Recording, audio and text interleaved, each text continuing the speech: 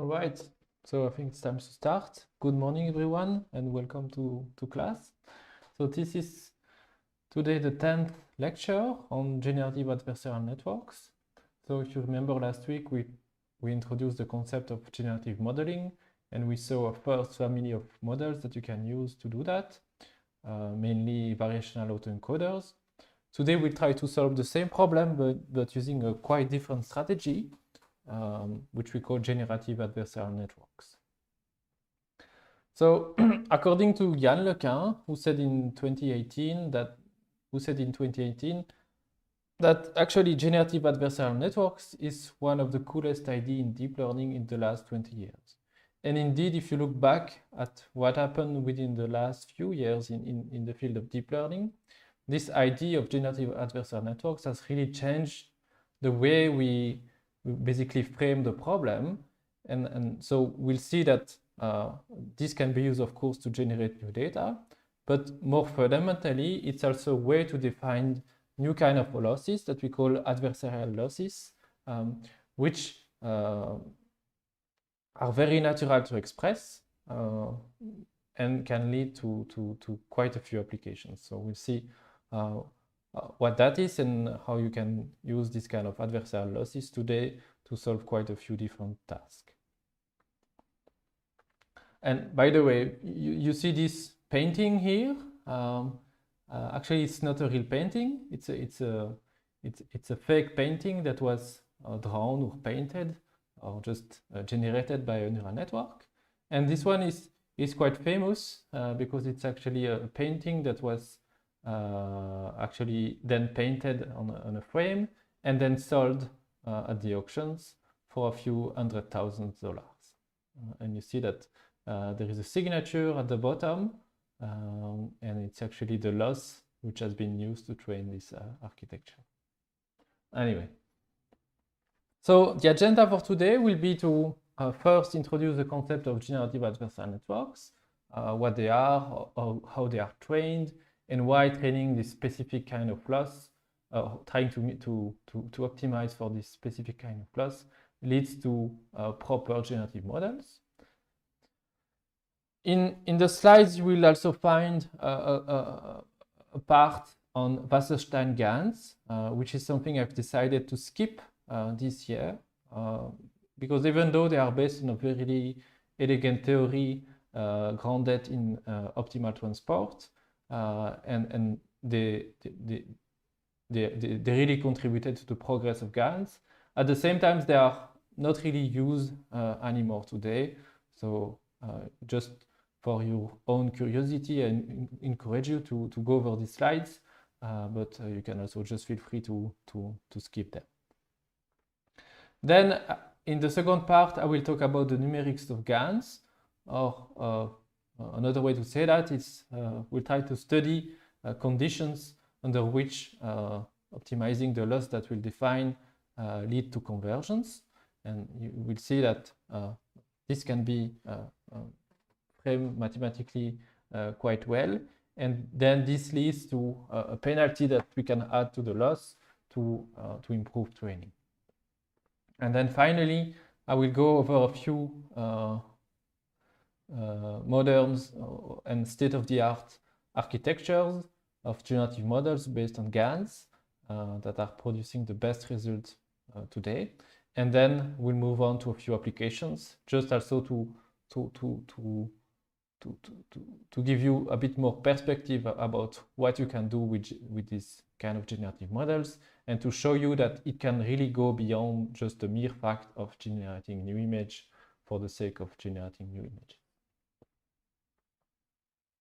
All right, so let's dive in and let's start with generative adversarial networks. So I don't know if some of you saw this movie, Catch Me If You Can. It's a biopic about the life of Frank Abagnale, which was a famous counterfeiter who is played in the movie by Leonardo DiCaprio. And basically he's spending his life making fake flight tickets, fake bank checks, and other things like this. And at the very beginning, when he starts doing this these fake checks is, of course, quite amateur, and the quality of what he produces is quite bad. And against him in the movie, you have an FBI agent who is played by Tom Hanks. And of course, at the beginning, it's very easy for Tom Hanks to discover or to recognize fake tickets from real tickets or fake checks from real checks. But of course, as time passes, Leonardo is getting better and better at producing fake checks. And at the same time, it becomes more and more difficult for Tom to recognize or to distinguish fakes from real checks. And so all along in the movie, you have this back and forth between improvements, I would say, or to the techniques that Leonardo is using, and also to the techniques that needs to be used to also detect whether a check is fake or not. And so basically this is what we'll implement today, or you can view that also as the kind of really the main idea behind generative adversarial networks, is this idea that we will pit against each other two networks. We'll have a first network, which is a generator network, which will be Leonardo, and against this network, we'll have another network, which will be a classifier or discriminator. And the goal of this network will be just to say if what comes out of what is given as input to this classifier is either an input which is a genuine and true input, or on the other hand, it's actually a fake sample, right? And of course, if that classifier is good or is able to recognize fakes from true, that means that the generator at the same time is actually bad, right? Because if it was good, the discriminator would not be able to detect that the samples are actually fake, right? And so what we'll do is implement this, and the way we'll train the generator will be by trying to fool the classifier. And so they will actually use the same loss, but in opposite directions. We'll have a classical cross-entropy loss for the discriminator, and the generator will be trained by trying not to minimize the cross-entropy, but trying to maximize the cross-entropy of the classifier, right? And we see that indeed this will lead eventually to a generator which is perfect. Okay, so formally, what we'll have is a two-player game, and we'll frame the task of learning a generative model as a two-player zero-sum game between two neural networks. So as I just said, we will have two kinds of samples. So let's say that what we want to do is to build a generator to reproduce new images, right? So we'll have a collection of two images, like the one that you see here on the left, and this image of this dog would be one possible sample out of this distribution. And our goal would be to try to have a neural network that would be able to synthesize images that would be similar to those of this distribution. Okay, so we'll define some architecture for this neural network in a fashion which is similar, for example, to the kind of decoder architecture that we had in VAEs or in the decoder part of units, right? Except that this architecture will start from random noise, and then from this noise will produce as output something which has the shape of an image as the ones from the data distribution, right?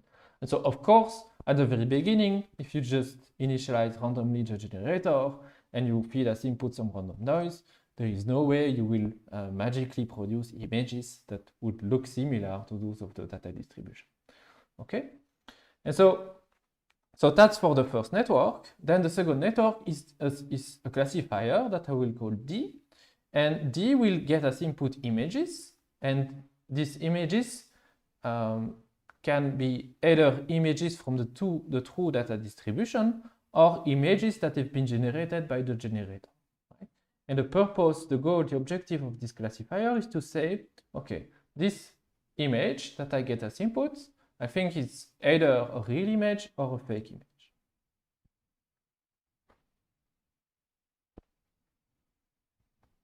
Right?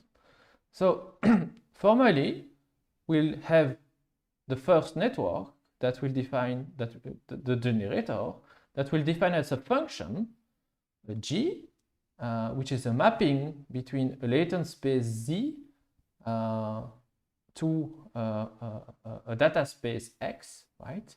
And we'll equip the latent space with a prior distribution PZ, right? So that means together the prior and the generator function will together induce a distribution that I will denote as Q, which is the distribution that would be equivalent to simulating the process of first drawing a realization Z from PZ, the prior distribution, and then using this particular input into the generator function for its current parameterization theta, and that would produce a sample X, right?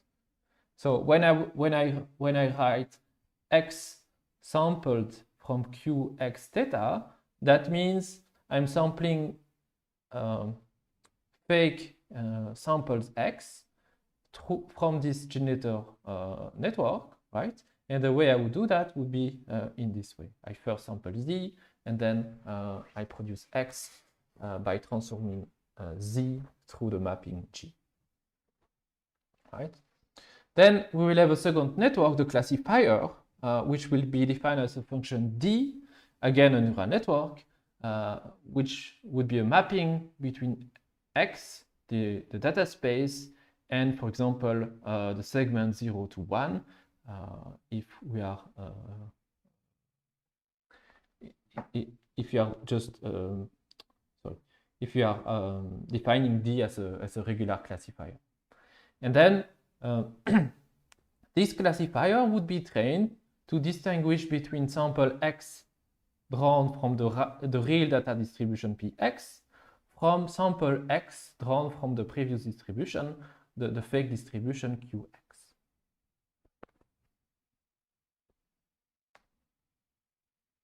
All right. So let's see now. So these are the architectures. How do we actually train these two guys together? So if we first assume that the generator G is fixed, right? Then training the classifier D is quite easy. The way we could do that would be, for example, to generate a two-class training set, right? Which we would call D-bolt, which would be simply a data set, a training set made of pairs, in which on the one side we have X values that are drawn from the data distribution. And what we would do is that we would label all these Xi values with class 1, right? So the Y value associated to these Xi's would be 1. That's the first half of the training set. And then on the other side, for the other half, we would have samples, fake samples that have been produced by the generator, right? And the way we do that would be simply to draw quite a few Zi values from the prior distribution, and then for each of them, we would pass them through the generator function that would produce some new fake X values, and we would label all these fake F values with class 0, right? So the Y label associated to the fakes would take the value 0, right? And so now that we have this two-class training set, right? This boils down to a regular binary classification problem, and you should know quite well now that we can just minimize, for example, the cross entropy loss to find the optimal parameters for the discriminator, so the classifier D, right? So concretely, that means the cross-entropy loss would instantiate as, for example, this empirical mean over the samples in the training set. So we would have 2n of them. And then for each of them, we would evaluate log d of xi plus, in the case of if xi is a true sample, and on the other hand, if you are dealing with a fake samples, so gzi, then we would minimize, in this case, minus log of 1 minus d, the opposite. So what we want is that for the classifier to say, to produce a value close to 1 for the true samples and a value close to 0 for the fake samples. And that, if we could increase the size of the training set, that would eventually converge to the expectation, which is the actual cross-entropy loss that we would like to minimize. Okay? So that's easy when the generator is fixed, right? It's easy to train the classifier. But of course, we don't really care about the classifier. What we want to find is the generator function, right? So what we would like is basically to train G now to fool the discriminator, right? And the way we will do that will be that, okay, if I assume, for example, that my opponent, the opponent of the generator is optimal, meaning we have, for example, minimized this function very well, then what I could do to update the generator parameter would be to try to find a better configuration that would actually increase the loss of this optimal classifier, meaning it will make this optimal classifier worse, right? And the only way that that could happen would be that the fake distribution that results from these modifications of the generator parameters is actually now closer, according to some divergence that we'll see, it's closer to the true data distribution.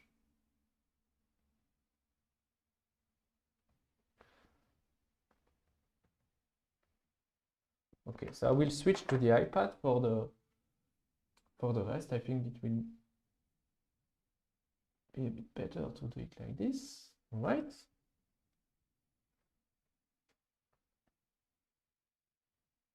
So what we'll do is to analyze this two-player game, right? And so we'll consider that we have a value function which is a function of the parameters of the classifier, D, and of course of the parameters of the generator function, right? And we'll define this as the cross-entropy loss that we've just defined in the previous slide, right? So this is defined as the expectation over the data distribution of log dx, right, plus the expectation for the z values, so for the fake samples that we produce, of log of 1 minus d. Sorry, I just realized I will not have enough space.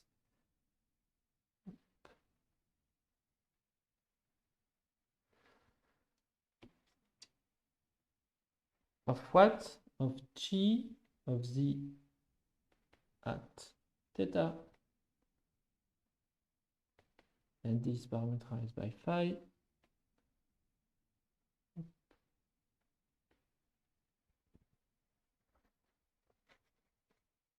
Okay, so let's just reason a bit about on this expression.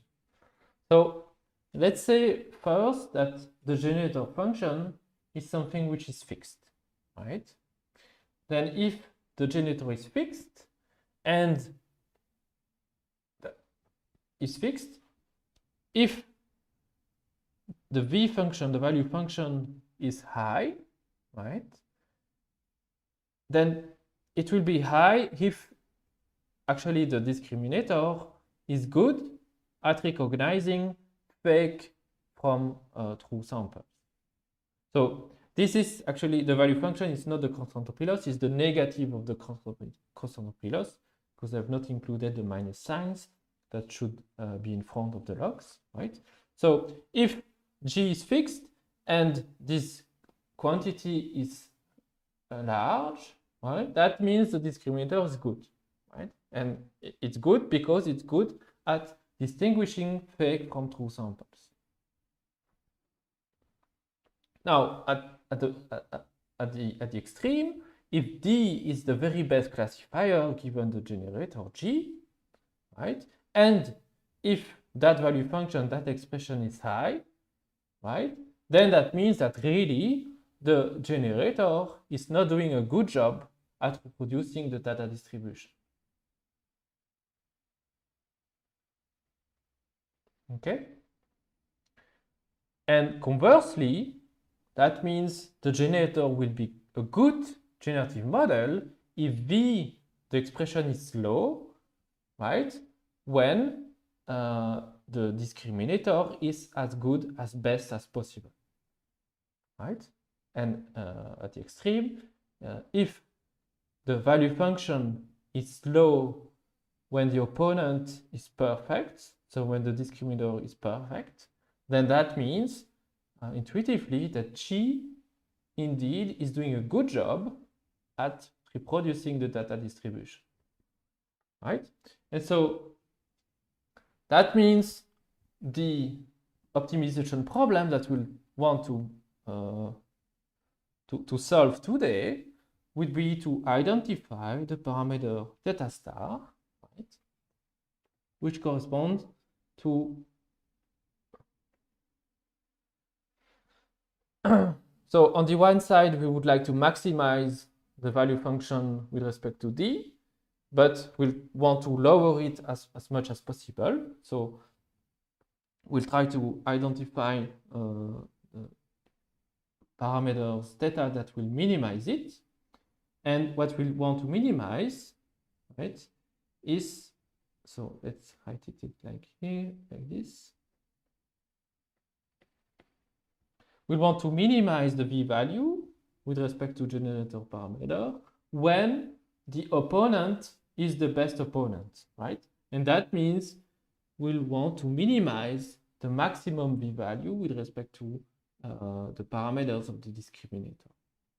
Right? So we'll have a min-max problem, a mean with respect to the generator parameter, and a max with respect to the discriminator parameter.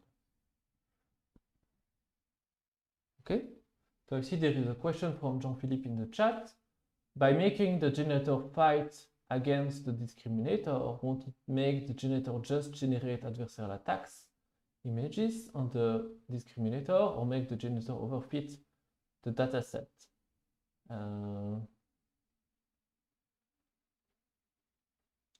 Yes, indeed, and that's precisely what will happen. The generator will try to identify basically the weaknesses of the classifier, right? But assuming that the classifier has enough capacity, right? Eventually, the generator will have attacked each one of the weaknesses. But then, after every update of the generator, of course, we have to reevaluate the optimal the optimal classifier, right? The classifier will change, right? And so now that the generator has exploited a previous weakness, the optimal classifier will be something different, in which maybe this weakness has disappeared, and eventually it will have disappeared. Right?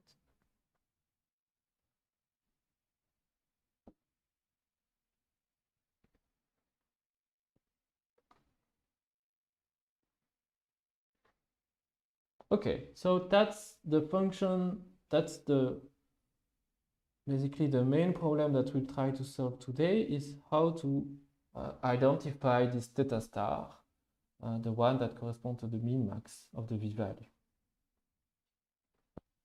Okay, so let's do it step by step. Let's say that first the generator, or rather the parameters of the generator, so theta is fixed, right? Then if, so that means basically that the fake sample distribution is something static, right? And so that means we can now clearly define what it means for the classifier to be optimal, right? And so a classifier would be optimal for this fixed theta, right? When, so the classifier would be D, and it would have some parameterization, which would depend on the value of theta, right? And we'll say that this parameterization is optimal, right? So hence the star, when this d of x is equal to the base optimal decision function, right? And so in this case, that would correspond to p of x, the likelihood of the data distribution at x over the sum of the two likelihoods. So qx theta plus px, right? If you compute, so where does that come from? If you minimize the cross entropy loss over all possible functions, right? For a fixed g, then the base optimal classifier will correspond to this quantity. Right? This is something I suppose you have seen in Introduction to Machine Learning. If you don't remember that, you can just start from this expression, the value function, minimize it over all possible functions using, for example, calculus of variations, and you will identify that the base optimal classifier is this guy. Right? And so this is the optimal classifier, of course, when this is true for all x.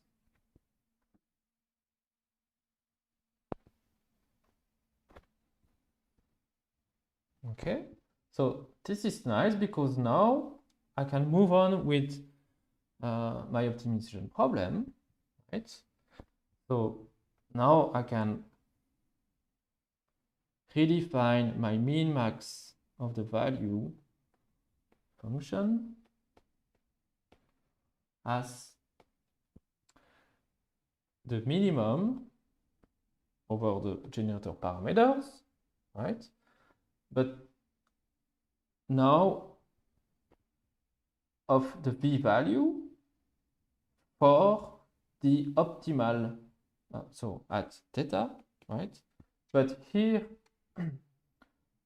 I know from the previous step, the parameters of the optimal classifier are those that would lead to this expression, right?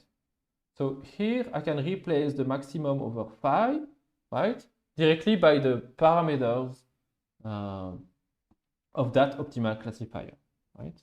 So this would correspond to phi, which is defined now as function, as a function of theta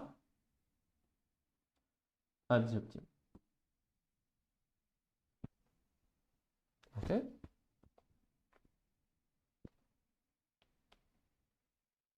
Okay, so now I can just unpack the expression of the v, of the v value, in which I replace, in which I will now replace the occurrences of d with the expression at the optimal classifier. So what we have is that we are minimizing over theta the expectation over the data distribution of should be log of d, but I will replace d by its optimal expression, which is the one we found before.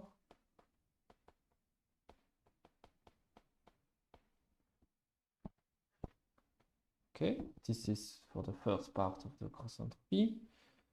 Then we have for the samples from the other class, or I will just directly write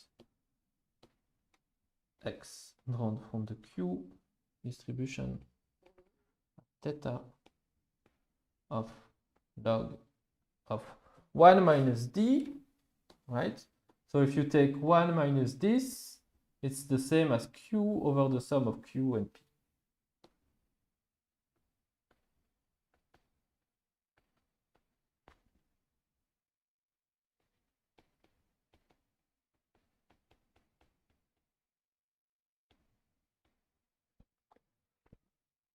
Okay.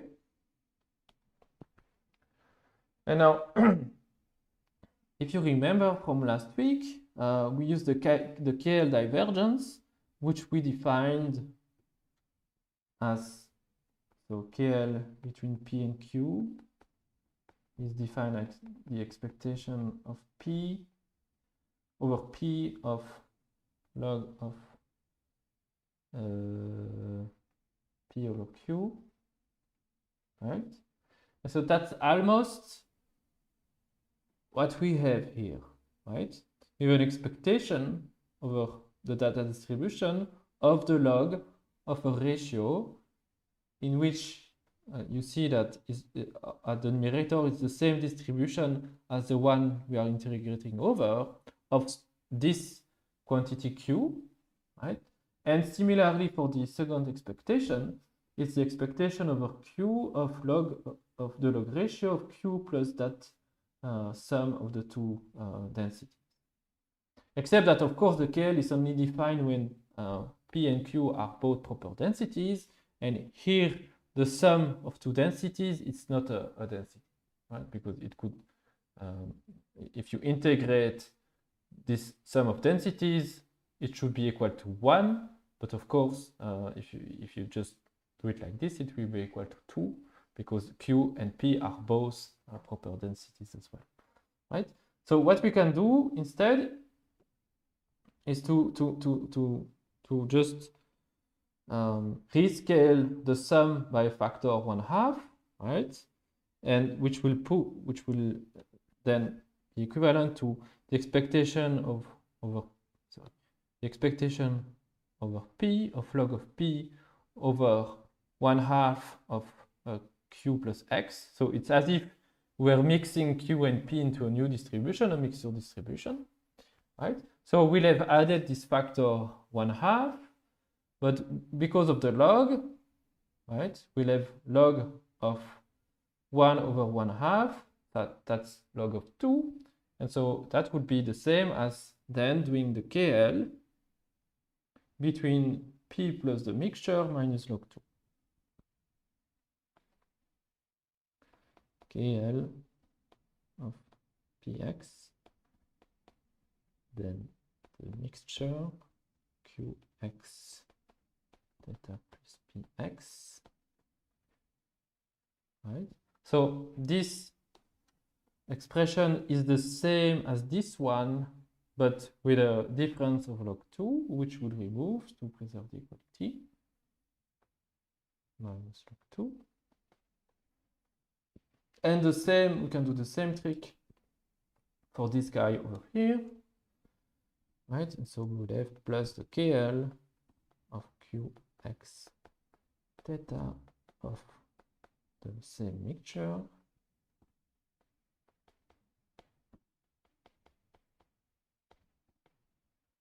minus log 2. Okay. And this is itself equivalent. So what you see here is that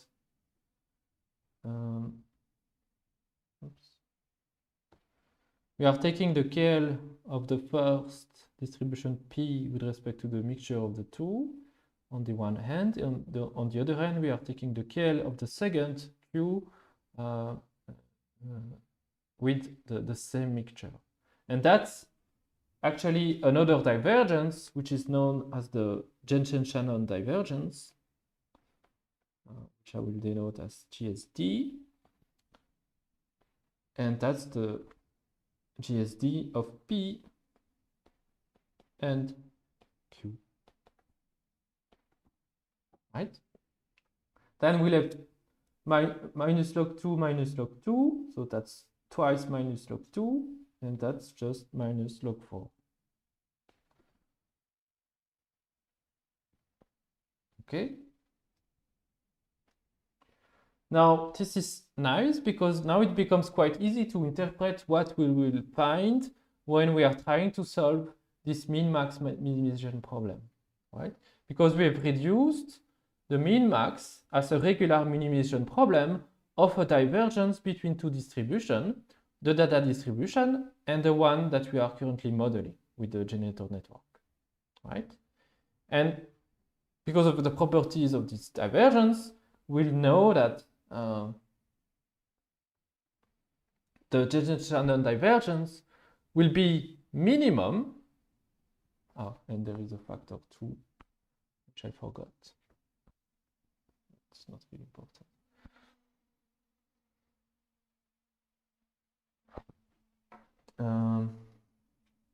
Okay, so what I was saying is that, okay, so now we'll basically what we've just said is that theta star, which we've defined as the argmin of the min-max problem of the value function,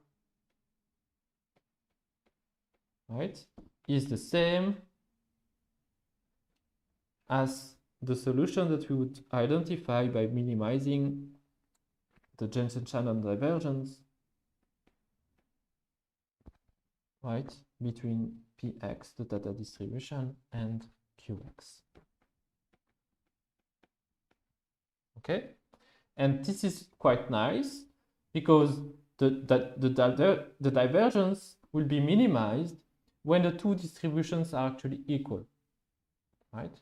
So that means when we'll have identified the theta that minimize the divergence, the two distributions will be equal, meaning that the fake sample distribution will be equal to the data distribution, and we will have solved our problem. We will have identified a generator which induce a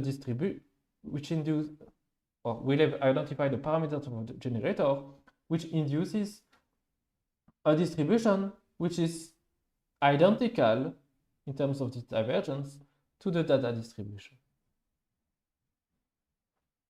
Okay, so that's quite nice.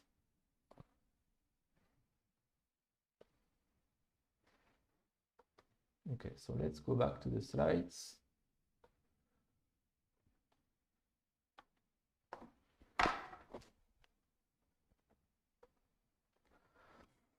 Okay, so all this development, you can find it in slide 9, 10, 11, and then 12.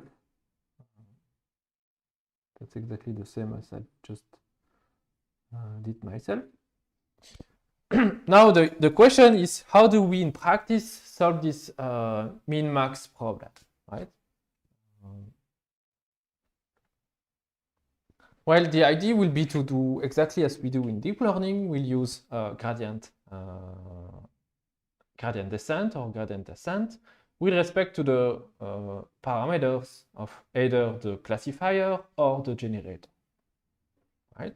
And so to update the parameter of the generator, so the theta parameters will do gradient descent. So we'll compute the gradient of the v value, and then we'll go in the opposite, we'll move in the opposite direction because we want to minimize it when it comes to the generator. And on the other hand, for the discriminator, the classifier, we'll do gradient ascent. So we'll go in the forward direction, the one pointed by the gradient of the value function with respect to the discriminator parameter, and then we'll make updates, right?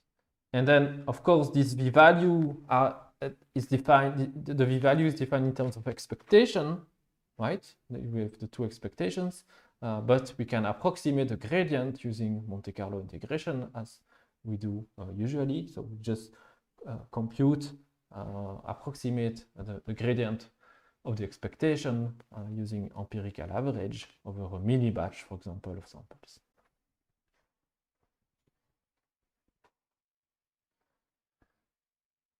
Okay, what else?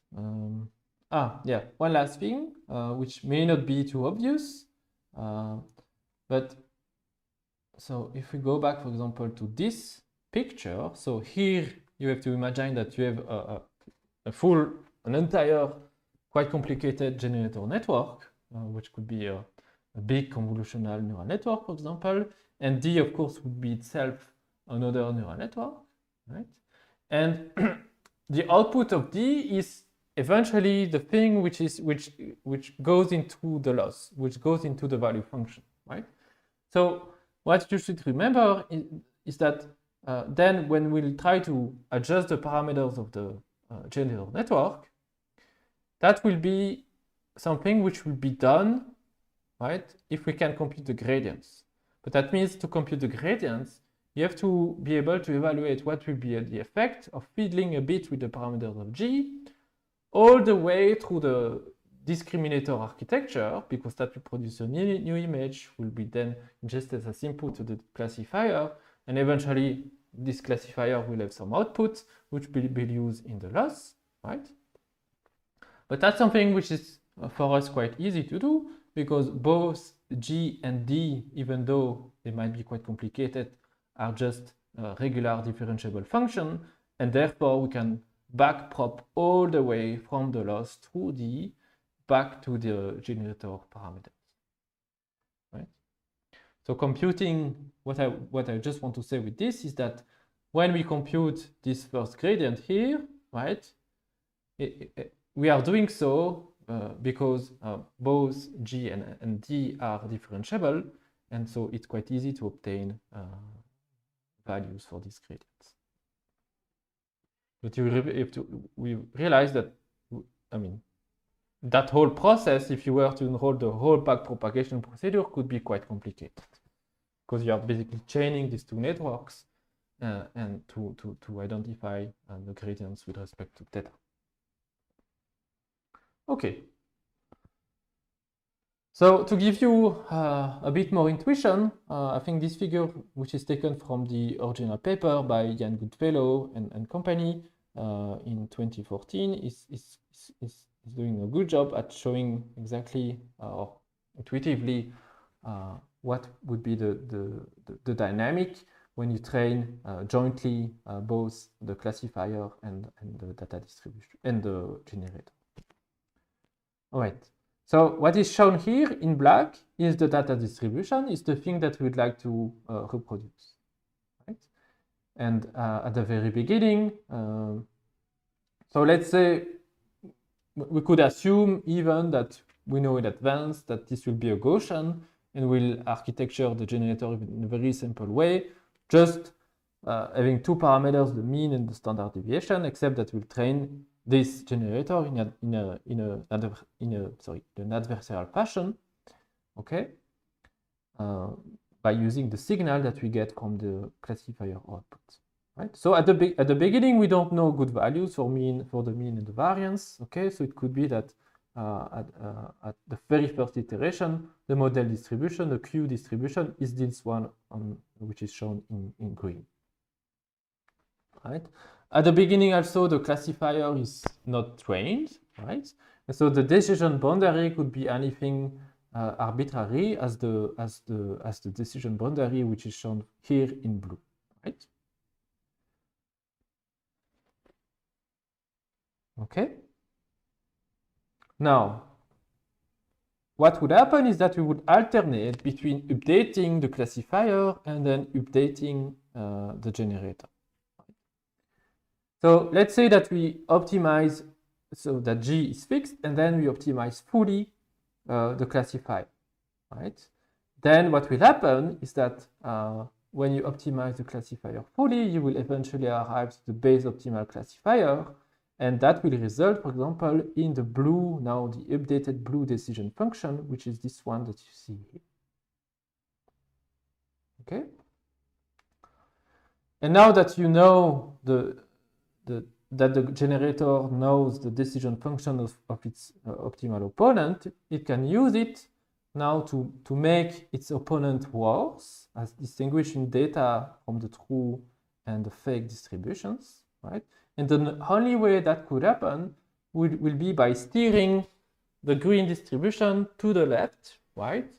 And then after the update, for example, would produce now this updated distribution in green, right? And now given this updated distribution in green, you would repeat the process. You would make another update to the classifier. You would identify a new optimal opponent. The decision function would be a new decision function that you could use again to steer a bit more the green function onto the data distribution. And eventually, what will happen when we reach the equilibrium of this game is a situation in which the generator distribution is exactly sitting on top of the data distribution. And in this case, of course, then the base optimal classifier cannot tell the data apart, right? And so in this case, the base optimal classifier will just say, I don't know, right? And so for any x, will produce a quantity which is equal to 0.5, 50%. And this is why now you see that it's a flat decision boundary because it cannot tell the data apart from true and fakes.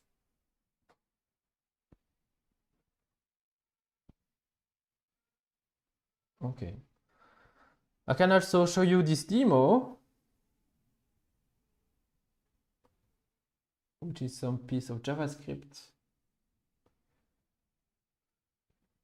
showing the training, some live training of the generator and the discriminator. So can maybe increase slightly. All right. And so it's exactly the same, maybe represented a bit differently, but it's the same. We would have the generator on one side, right? Which is taking as input some noise, right? And then through the architecture, we transform this noise into this kind of new representation. And what we want is to shape, is for this distribution, the Q distribution here, to reproduce the points from the, so in this case, to reproduce the green points, which are shown here. So if we let it run, so I'm starting with the model which has been pre-trained. And it's already quite good at producing sample in the regions of high density, of high data density. And you see that it's doing some kind of back and forth. It's making some small improvement, and then the discriminator adapts, and then make new improvements, and so on and so on.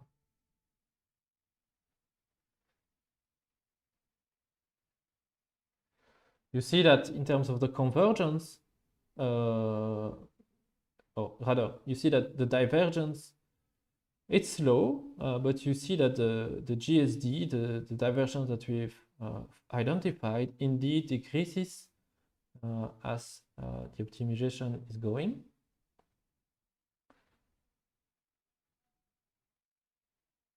It's quite slow, but it seems to go into the right direction.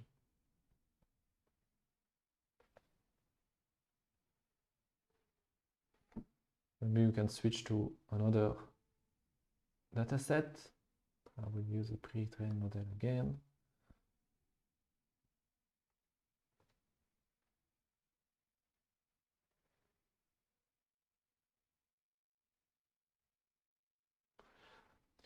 here you also see the decision function of the classifier, right?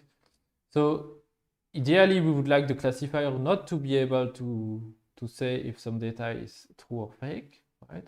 But here clearly it can identify the regions quite well.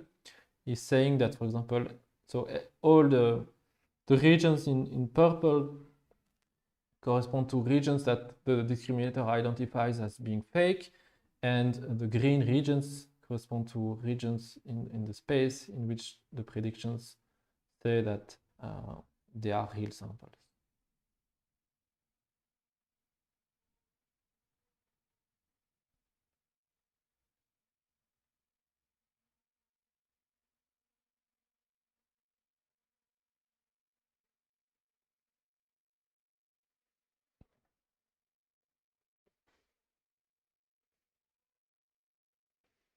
Okay.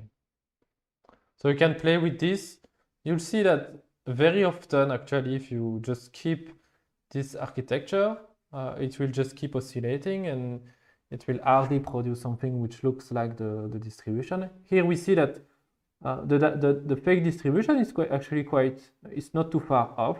I mean, the data is distributed in some kind of circle with some noise, and that is, the general shape is reproduced. Of course, it's not yet capturing the width of this circle, but the overall shape is okay.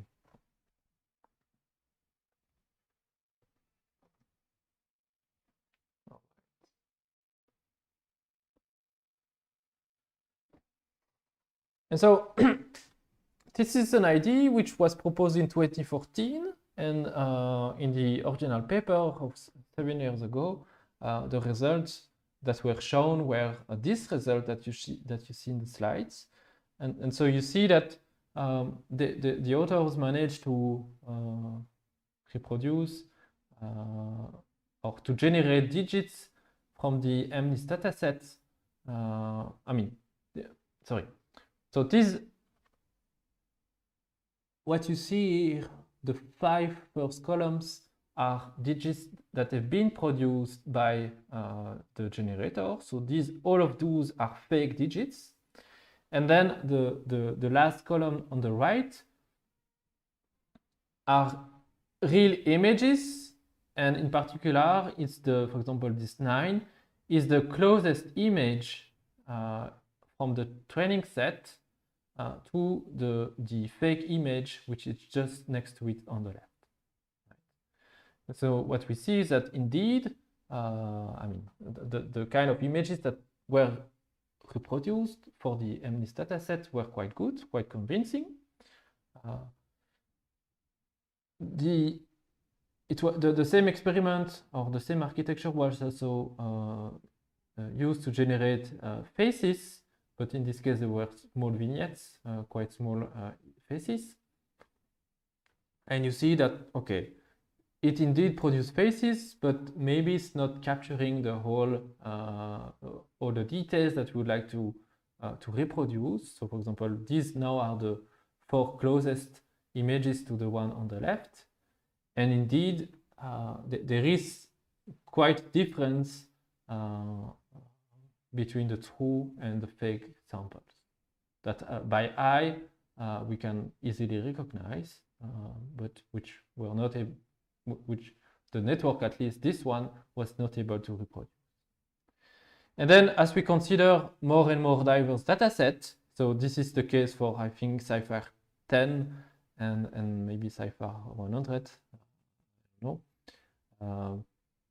you see that maybe if you look from very far away, this looks like something that could be a small vignette of a photograph, but at closer inspection, it's just some blob of pixels, and you cannot recognize anything relevant in this fake sample. But still, that paper was considered as something important. It's really a breakthrough. And then from there on, so from 2014 onwards, people investigated this approach, this architecture, and the framing of the problem further. and propose improvements over the years. And so the next year, in 2015, people try to improve the architecture of the generator network. And so this is a paper which is called as DC-GAN, which is basically using transpose convolutions to architecture the generator network. In this case, it was applied on images of bedrooms.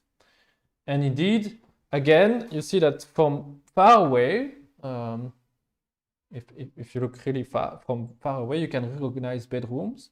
But again, on closer inspection, there are quite many artifacts. Okay, what is produced is nothing which is coherent and that anyone could recognize as being fake, right? But at the same time, I hope that you can appreciate the progress. So in 1 year, this team went from this kind of results to this, right? This is another gallery of with the same network. We'll see after the break how this can be improved, and we'll see that today's results are very close to reality, actually. All right.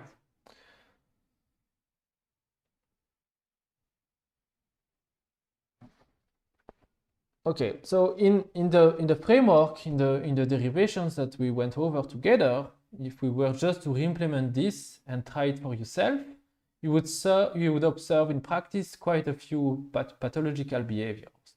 So you would not have a regular and nice loss function that would nicely minimize as you do stochastic gradient descent, right?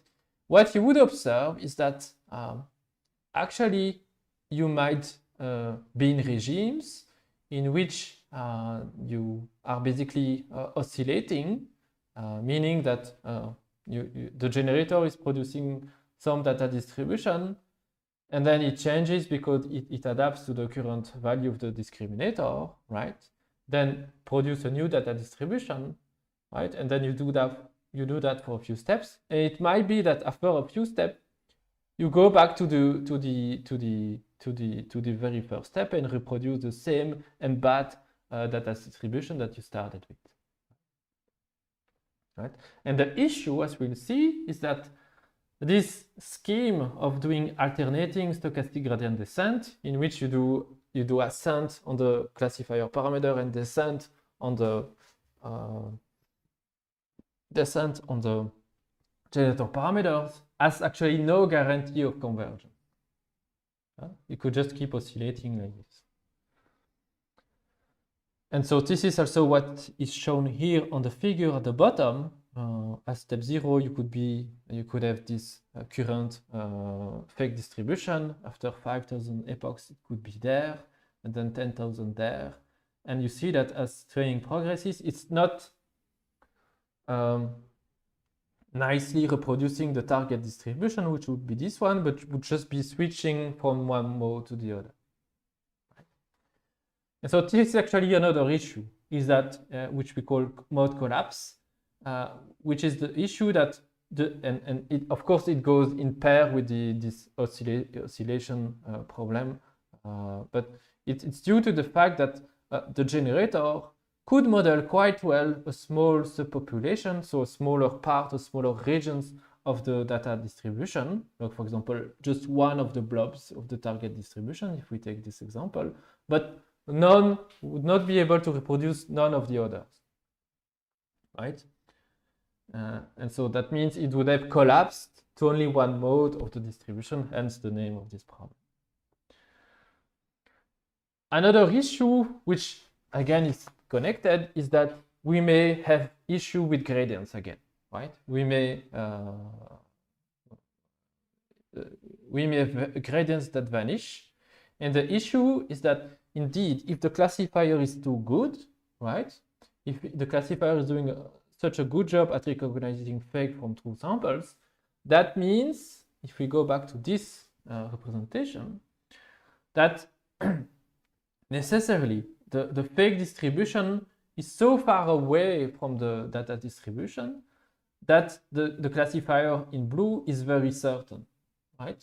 But that means in the region in which you will evaluate the v-value to update the g parameters, so for example, that would be, for example, here under the density, the green density, but which would be further and further away, then the classifier output would be flat, right? Because it's very confident that this comes from the fake distribution.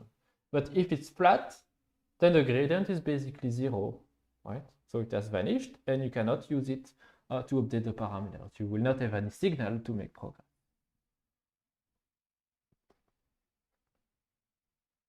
Right. And then one last very important issue with this architecture is that at the end of the day, it's quite difficult to assess the performance, the quality of the distribution that you have obtained. Right? If I show you the samples, okay, you could appreciate from a qualitative point of view the quality, but if you want to attach a number, a metric to the quality of the samples, it's much more complicated. And the issue is that one of the issues, for example, is that you don't have access to a likelihood function, right? The generator is not defining a likelihood, it's only defining a sampler, right? So we have defined, where is it? We have defined, I said that Q is this fake distribution, which is induced by the generator, right? And you can sample from it by sampling from the prior and passing the z values through the g function, but never for any x you can actually evaluate the likelihood of that particular point under that distribution, right? This is something which is not given by the architecture.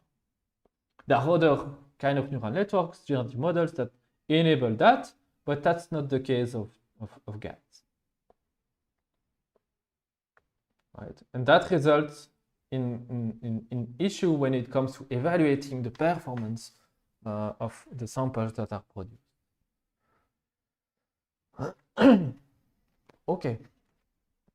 So finally, another thing that I would like to highlight is that even though these early results from 2014 to 2016 were actually quite impressive, of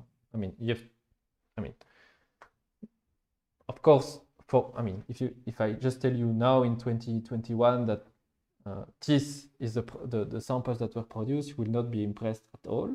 But already with those, you could appreciate the improvement, but still they are very far away from something which should be satisfactory. But still, given what was the state of deep learning in 2014 and up to 2016, this was considered as impressive, right? As I said, a close inspection of the fake sample distribution, right, will tell you that, okay, that there are really issues, fundamental issues with the samples, right? And actually, by just looking at some of them, they are pointing to some architectural limitations of the generator network. So I think that's quite interesting. So these are a few cherry picks of a generator network which was trained to reproduce images of dogs. And in this, for those images, of course, there is not any dog, but the classifier at the same time for these images is not able to tell these images apart from real dog images. So that might be surprising, but actually it's quite, it's something that you can understand quite well if you say that the classifier is a regular convolutional neural network, as you would do for images, because the convolutional neural network has hardly any sense of the global structure of what should be a dog, right? If you remember, we've defined basically the process which arises in a convnet as this kind of hierarchical identification of patterns and composition of patterns, right? And so, for example, if the classifier is just looking for fur, eyes, maybe legs, and things like this, as long as it detects them, regardless of where they are and how they are composed, arranged together, the classifier will be happy, right? And it will not be able to say that, okay, this is actually not a dog, because I see fur, I see eyes, and stuff like this. And so that leads, of course, to problems with, for example, counting. The generator could produce, in this case, fake dogs, but maybe with a few too many legs or a few too many heads. That the classifier would not be able to say to say it's not real. Or problems with perspective, like all of these images, except for this one, which is actually a real image of a cat. Or also problems with global structure, like you have dogs that are too large, or you have like these things that have merged together, looks like, but that the classifier would not be able to tell from reality, right? And so these issues, all these issues, they arise because of the architecture of the classifier, and because the generator is just on purpose trying to fool that classifier. So if the classifier has weaknesses, then of course and this goes back actually to Jean-Philippe questions.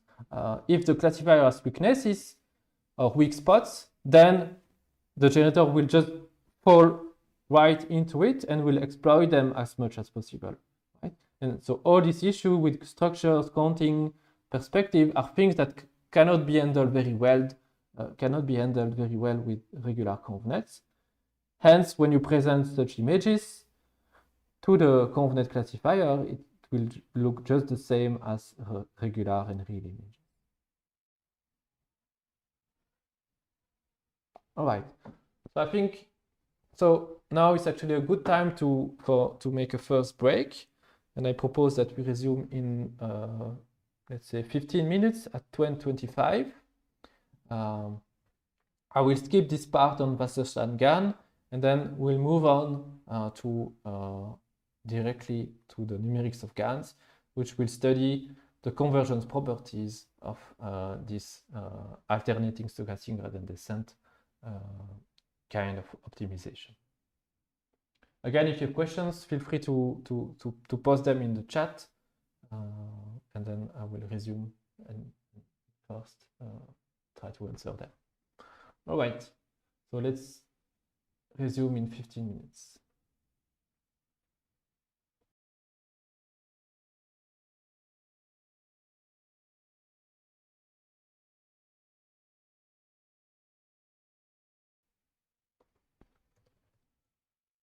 All right, I'm sorry about that. I forgot to unmute, as you said, and was not looking at the chat. All right, so I was just doing a but that was not too important, so that's okay. So I was doing a recap of what we just talked about in the first half. So let's do it again now that I've rehearsed for myself. Right. So what I just said, just for myself, was that in the first half of this lecture, we saw a new family of generative models, so neural networks that we can use to generate data. And the idea is quite simple to understand intuitively. Is to say that, okay, we will have a generator network which takes as input some random noise z, then will transform in a deterministic fashion this noise into data which belongs to the same domain as the data that we would find on the data distribution. And of course, we would like to adjust this parameter such that eventually the data which is produced by this generator looks is closer and closer to the data from the true distribution. And the way it is done is by pitting the generator network against another network, which we call a classifier, which goal is to say, given some input, some image, whether this image is a real or a fake image. And so what we did was to eventually frame our problem as a min-max saddle point problem of a value function, so this value function v, which is defined in terms of the opposite cross-entropy loss of the classifier, right? And by doing some doodling with the expression, we came to the realization that eventually the parameters theta that will correspond to this min-max saddle point will be the same as the theta parameter values, which will minimize the divergence between the data distribution Px and the data distribution Px and the fake distribution Qx. And since the minimum of that divergence happens when the two distributions are equal, that means the optimal generator parameters will be such that Q will reproduce the data distribution. Hence, the generator will be a perfect generator. Of course, this is only true if the classifier if the hypothesis space that we consider for the classifier, meaning the architecture basically of the architecture, is able to represent any function, including the base optimal classifier, which of course will not be true for most cases. And because of that, what may and will happen in practice is that the generator will eventually exploit some of the weaknesses or weak spots of the classifier architecture, because its only job actually is to fool that guy, not directly to reproduce the data distribution. Just it would be a consequence of that if the classifier is perfect, but since it's not, then G can achieve the same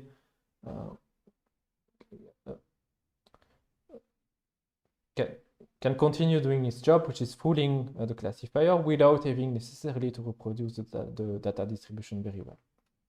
And indeed, if you look at some of the samples that are generated with these architectures, it may happen that these samples, they highlight some fundamental issues that are not due to the framework itself, but are due to the imperfect nature of the class of hypothesis that we consider for the classifier. In this case, considering just regular convolutional neural network for this task. Right? There are, of course, other issues, other problems with GANs, as I've presented so far. First is that this the way we actually try to solve this min-max problem doing alternating stochastic gradient descent has actually no guarantee of convergence. Right? You may just keep oscillating between different values of the parameter. Because of that, you may also encounter mode collapse, which is the fact that the fake distribution may only capture some subpart of the data distribution and not the entire data distribution. A third problem is the problem of vanishing gradients, which happens when the classifier is actually too good. In this case, the fake and the true data, for example, would be perfectly separable, in which case there would be no gradient because it would be in the saturating regimes of the classifier, and the gradient would be flat, equal to 0 or almost equal to 0. And finally, last issue is that performance is difficult to assess, and it's still something which is difficult to assess today. Actually, we are using some proxies which are more or less satisfying or satisfactory when it comes to images. But if you are considering other kind of data that images, it's still an issue in general. All right.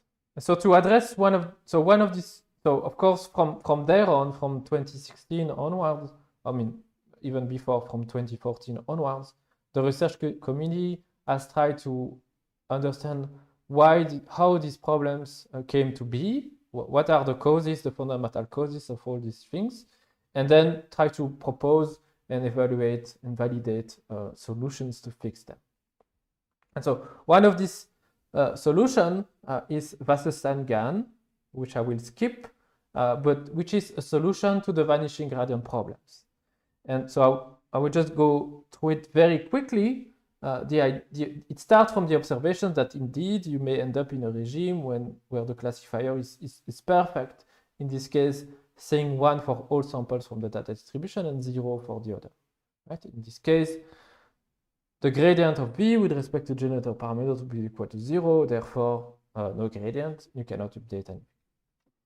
And so they use the theory of basically optimal transport to instead define a new V value, a new value function,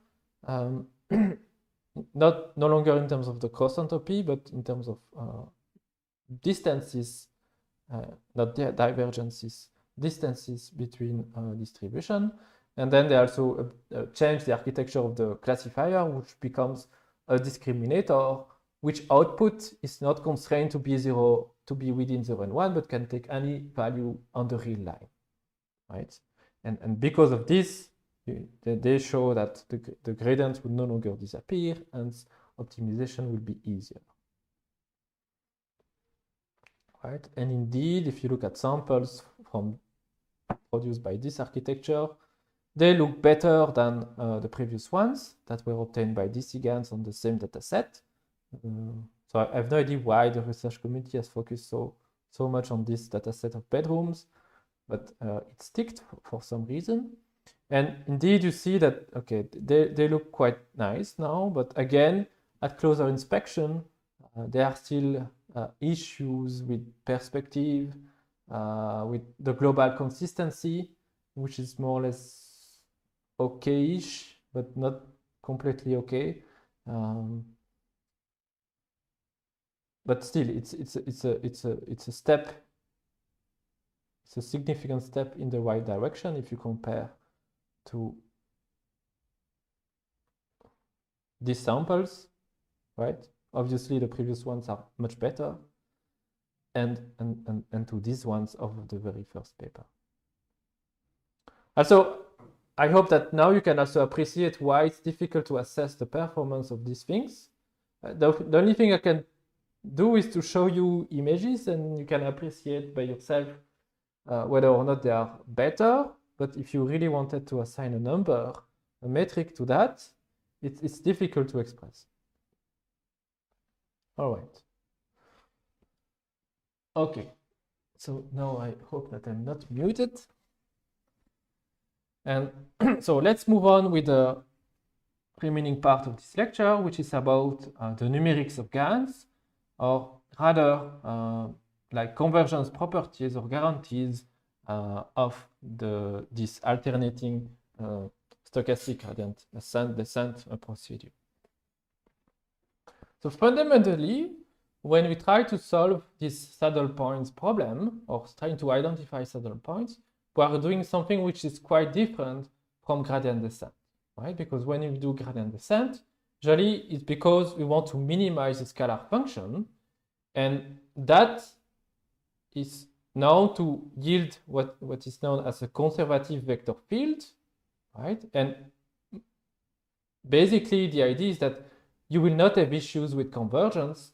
There are very strong results from the optimization literature, which will tell you that eventually, provided some assumption, for example, about the learning step, you will converge to a minimum, right? On the other hand, when we consider min-max saddle point problems as the one we have in GANs, then that may yield non-conservative vector fields, right? Like the ones that you have here on the right, in which when you start with a point and then follow the direction of the gradient defined by the vector field, right?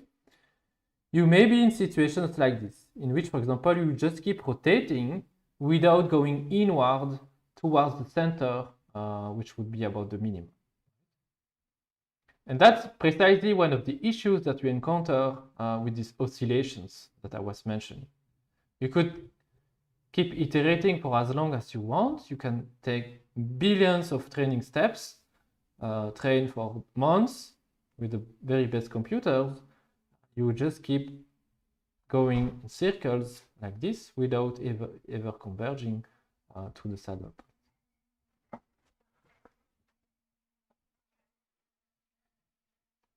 All right. And so what we'll try to do is to see how we can go from this situation in which we have a non-conservative vector field into a vector field like this one, in which we'll have guarantees about the convergence, at least if you are close enough to the minimum, towards that minimum, right? Or towards the saddle point, rather.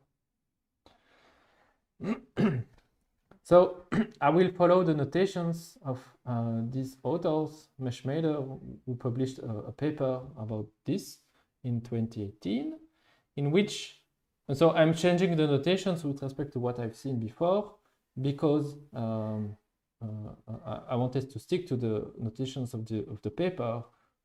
If you want to have all the gory details, you can look into the paper, and they are using the same notation.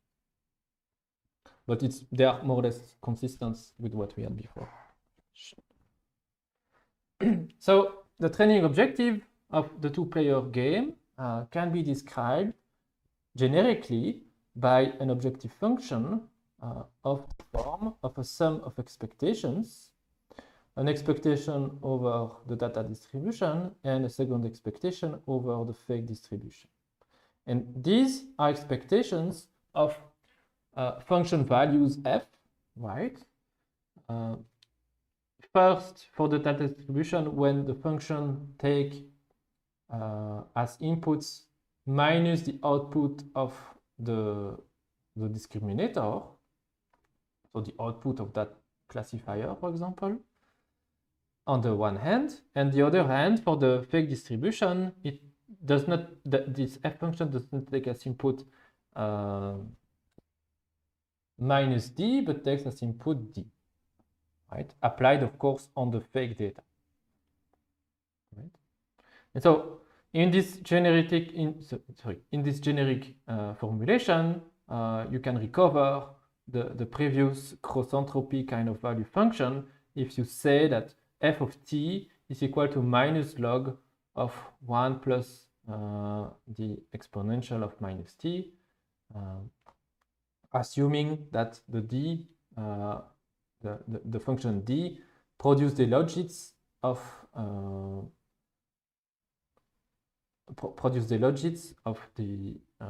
the classifier. So the logit, if you remember, is what just enters before the softmax or the sigmoid function, right? They are just values, real values from minus infinity to infinity that you transform into a probability value by the sigmoid function or by the softmax value, right? So these quantities are called the logits, and so if you assume that d produce that as output, then by using ft defined in this way, you will recover the cross-entropy value function. Okay, that same framework will, in this case, f of t set to minus t would yield actually the Wasserstein GANs that I've skipped in the previous slide. So it's something quite generic. Now, when it comes to the training algorithms, right, the procedure that we have defined can be described actually as a fixed point algorithm that applies some operator f, right, on the parameters theta and phi of the generator and the classifier. So when I say it's a fixed point algorithm using this operator, I'm just saying that you would have a loop, right? And at every iteration, you are saying that theta and phi becomes the output of that operator, right? And you just keep iterating in this way, right? So for example, in the case of simultaneous gradient descent, what we would have is for an operator f, would say it's defined as the current value of the parameters theta and phi plus some step, right? Which magnitude is controlled by the step size h, right? It's basically our good old learning rate of some function v of the parameters theta and phi, right? And in this case, v will denote the gradient vector field that we are using, right? And in our case, it would be defined as minus the partial derivative of the loss, this one, right? For the parameters theta, because we will want to minimize it, and the partial derivative of the loss with respect to the classifier parameters phi, right? So this is just a formalism to express exactly the same thing as I've been telling you in the first half, but you will see that it becomes then quite useful, but you just have to maybe digest a bit the notations, but I'm not changing anything with respect to the previous story. So this would be for simultaneous gradient descent, in which you would first compute the gradient of the value function and then update at once both the generator parameter and the classifier parameter. You could similarly say that I will not do that, but I will update them alternatively. First, I will update the generator, right? Given the current parameterization of the classifier, I will make a step in the opposite direction of the loss.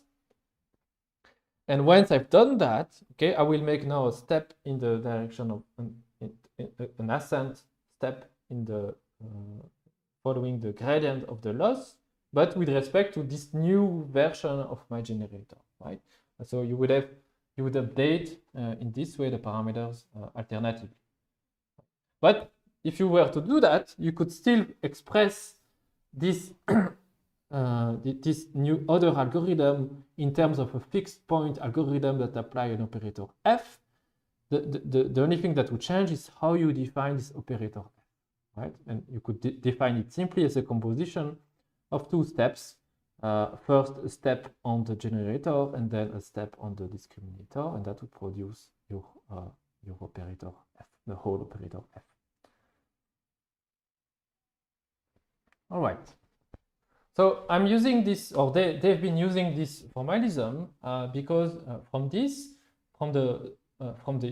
operator f, you can actually make a few statements about the local convergence of the operator towards a point of equilibrium. So if you consider the Jacobian of the operator at some equilibrium point theta star phi star, right? Then if you are in the neighborhood of that equilibrium, right, if you are not too far away from it, then if that Jacobian at this equilibrium point has eigenvalues with absolute value or magnitude that are bigger than 1, then you can say that the training, so the iterative application of this f operator will generally not converge to that equilibrium. On the other hand, if all eigenvalues have absolute value smaller than 1, then, and this is a very strong result, the training will converge towards that optimum, towards that equilibrium. I should not say optimum, I should say really equilibrium. If all, and then finally, if all eigenvalues are exactly on the unit circle, then we don't know what could happen. It could be convergence towards that equilibrium. It could diverge or neither. Right? And then the important contribution of this paper, it's not only to frame the GAN min-max saddle point problem in terms of this, but also to show that the eigenvalues of the operator can be forced to remain within the unit ball. So can be forced to remain such that will be in these second situations in which convergence is actually guaranteed. And the way you can do that is by setting the step size, the learning rate age, to a value which is sufficiently small. That would be one first way. So let's see concretely what does that mean. So let's assume a discrete system, right, that is defined by some operator f, this one, in which we would do that, for example. And let's say that we have set the step size h to a value 1, which could be quite large given the geometry of the vector field that we are considering. If you do that in this situation and you compute the Jacobian of that operator and then look at the eigenvalues of that operator, you could be in a situation like this, in which with the others illustrate 7 eigenvalues, right?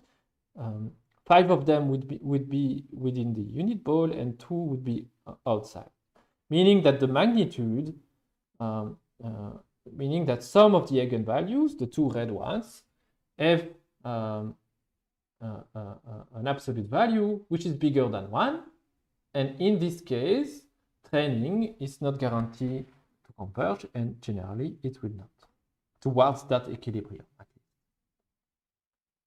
Right?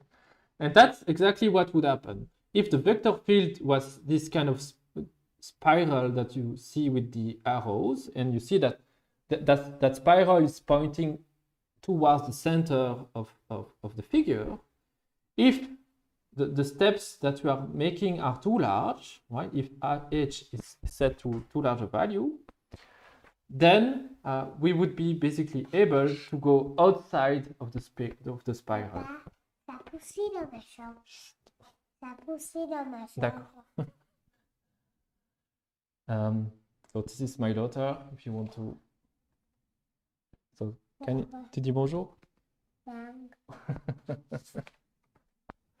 Ok, je donne cours ici.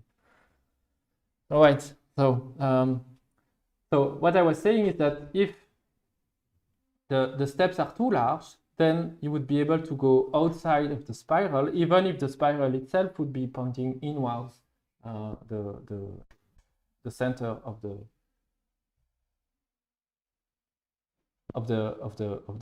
center. It's as if how to say that? I don't know if you've seen this kind of, sometimes in circus you have this kind of turbine which is rotating, and then you have crazy guys on bikes that manage to drive along the side, and even if the thing is rotating, they can manage to go outside of it. And it's basically exactly the same thing. You have to imagine that this red points in the operator, this motorbike, and if the steps that you're making are too large, you would still be able to escape out of it.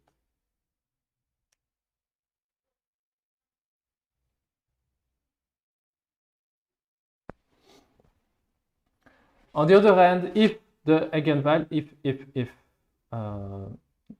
if the step size is smaller, right, and such that the eigenvalues, the magnitude of the eigenvalues remain smaller than 1, then you would have a dynamic which will converge towards the center. And that would be that second situation, that second regime, in which the training, the iterative application of the operator will converge towards the equilibrium.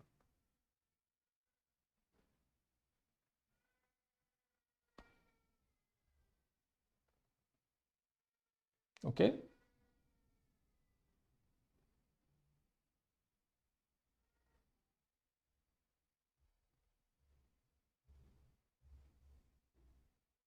So there is a question from Margot. What about the purely imaginary eigenvalues?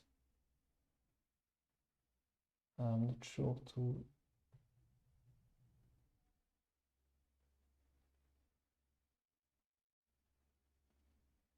Yeah, maybe you can take this question offline. I don't know exactly what do you mean, or what you would like me to say.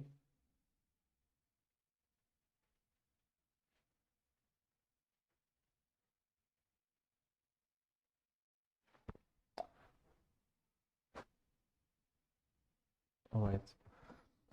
Okay, so this was in the case of a discrete system in which you are picking, you have to define a step size, right? An interesting thing would be to consider what would happen when the step size is made infinitely small, right? And that would then result in a continuous system, which is defined in this way. And actually, we have the same kind of result now. If all the eigenvalues of the Jacobian of, so when you take the partial derivative of this, at the stationary point theta star phi star have negative real part, then the continuous system converges locally to the equilibrium. And on the other hand, if the Jacobian has eigenvalues with positive real part, then the continuous system is not locally converged. And so it's as if this ball here was increasing in size, right? You see that when you decrease the size of h, the subsize, it increases, right? Eventually, when you make h to be as small as possible, that ball will basically contain the whole part on the left, right? And so you can just reason about the sign of the real part and the real part of the eigenvalues, right? So if the eigenvalues, if the Jacobian has eigenvalues with positive real part, the continuous system is locally convergent, and meaning that means it will be outside of the ball. And if all eigenvalues have negative real part, they would be all inside it, and you would converge. Right? So in this case, this is what would happen. You would have eigenvalues with a real part which is positive, meaning convergence is not guaranteed. You could be in this situation. And on the other hand, if all eigenvalues have a negative real part, then you would converge.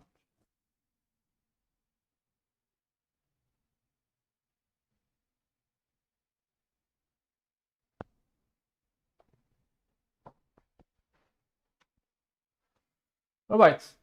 So now we can finally go back to our GAN problem.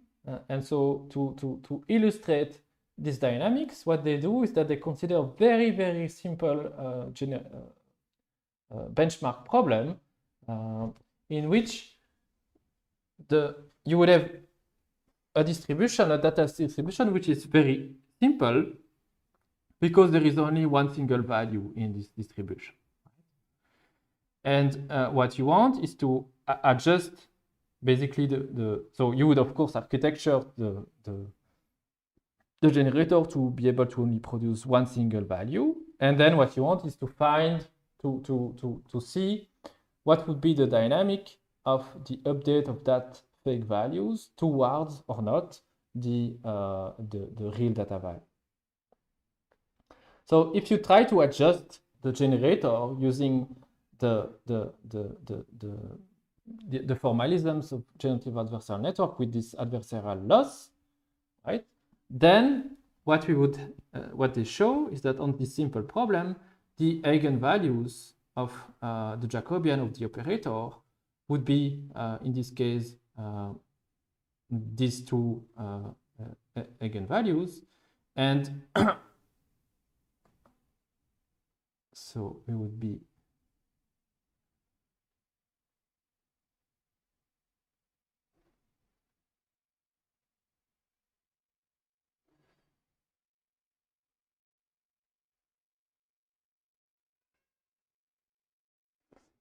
in these situations where all eigenvalues have zero real part, right? And so where you could either converge or diverge, you don't know. So convergence in this case would not be guaranteed. So even on this very simple problem, you cannot guarantee that you will converge and that you will not have oscillations. And so that explains why, of course, on more complicated problems, we do observe that sometimes it works. We manage to produce data which looks like the data distribution, but in some others, we may be in regimes where convergence is not guaranteed. Right? They also do the same study if they replace the framework with the one of Wasserstein-Ganz, Again, you have eigenvalues with zero real part. Therefore, convergence is not guaranteed as well. Right? And that also explains why actually Wasserstein GANs sometimes do work very well, but for some other problems, they do not.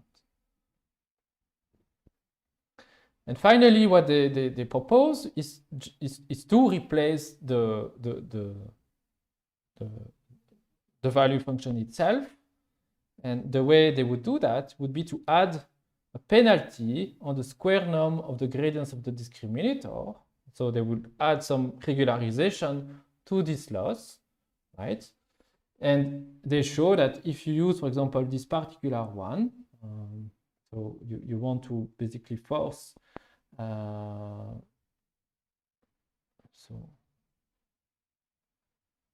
you will control the, sorry, you will control the magnitude of the gradients. Then, given now this new value function, the resulting eigenvalues would be minus gamma, so this coefficient here in front of the penalty, minus gamma over 2, plus minus the square root of this, right? And this is nice because this is for basically, for what they show is that for any positive value of gamma, all eigenvalues will have negative real parts, right? Hence, will be in this second regime.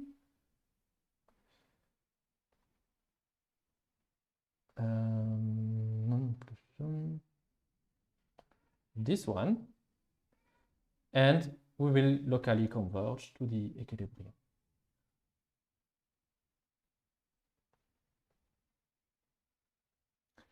And then they show some results, right? Where they take the original GAN formalisms as the one we've seen. They add this penalty in their loss. They don't change anything. They don't mean, I mean, they use a proper architecture for the both for the encoder and the generator and the discriminator based on standard DC GANs and convolutional neural networks. And that's the kind of result that they produce. And you see that these ones are quite beautiful, in my opinion. They are really like images of bedrooms. You could look closer and maybe you would find weird things, but in my opinion, they become more and more difficult to spot and identify.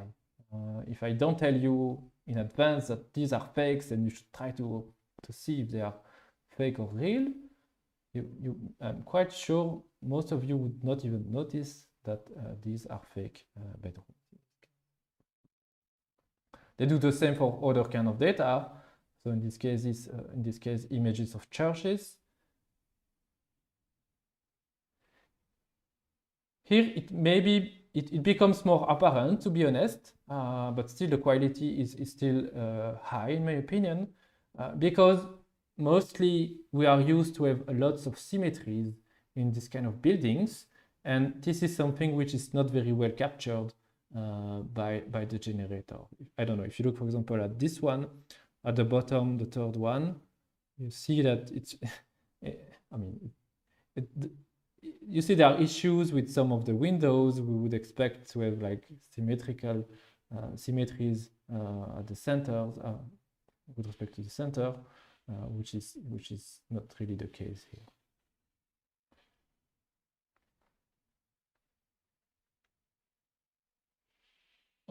Okay, Margot, thank you. All right, and then finally they do that also for, of course, images of faces. And here, in my opinion, the result becomes quite stunning. I will show you even better results, but with this quite simple trick, at the end of the day, it just amounts to add this regularization penalty.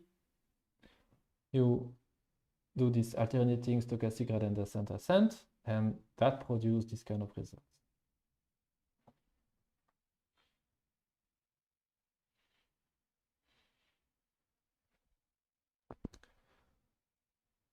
All right. So I propose that we do a short break. I don't think I will take too long for the remaining slides, mainly about applications. It will be much lighter than the previous two parts. But let's say we resume in 10 minutes at 11:20 for the last few slides. And I will not forget to unmute.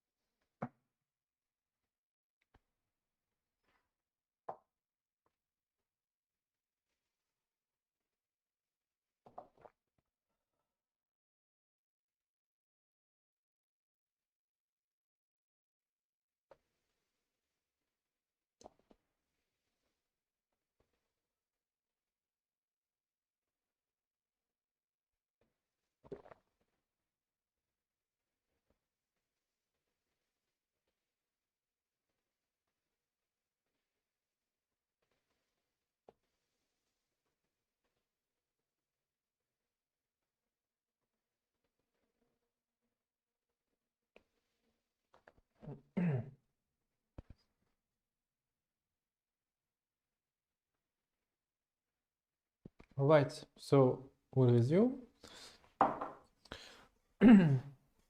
So now for the last part of today's lecture, I just want to walk you through a few improvements that have been proposed over the years to produce better and better generators. I think the main one is really the one that we've, I mean, in my opinion, one of the most fundamental and most working, and one of the best one is the one that we've just talked about before the break. This penalty on the gradient of the discriminator output. But you see, this was not the only improvement that has been proposed over the years, and it may be interesting to see a few of them. So if you look back in terms of improvement, so this is a tweet from 2018 or 2019 from Ian Goodfellow, the main and first author of the 2014 paper. You see that from this timeline, it's very obvious that progress has been very quick and quite significant. So in the very first paper, these were the phases that were produced. But nowadays, the kind of result that you can obtain with this family of algorithms are the ones that you see here on the very right. And they produce images of people that are very realistic, including all the details about the riddles, the details in the hair, and everything in very high resolution, if you wish. And so it's at least from the inside, from being in this community, it was very exciting to see this progress happening so quickly. Nowadays, the improvements are I would say are slower because these results are already very good, and the margin which is left to improve is becoming smaller and smaller. So one of the game changer, I would say, in terms of the architectures and in terms of the quality of result has been this architecture known as progressive growing of GANs, proposed in 2017 by Karas et al. At NVIDIA. And what they did was to start from the Wasserstein GAN architecture as a baseline, but then to add a few improvements. So one is known as the gradient penalty, which is something which is specific to the Wasserstein GAN, and a few other tricks. But the main architectural difference is that the generator is trained progressively. It first basically trained to produce images at very, very, very low resolutions, like, for example, 4x4 pixel images.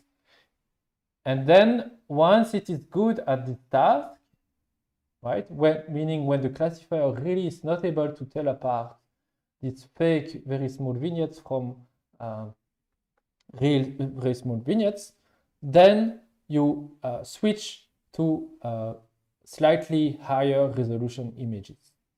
So for example, you would go from 4x4 to 8x8, and then you would continue learning to produce now these images of higher resolutions, and you would proceed like this iteratively. And by doing this,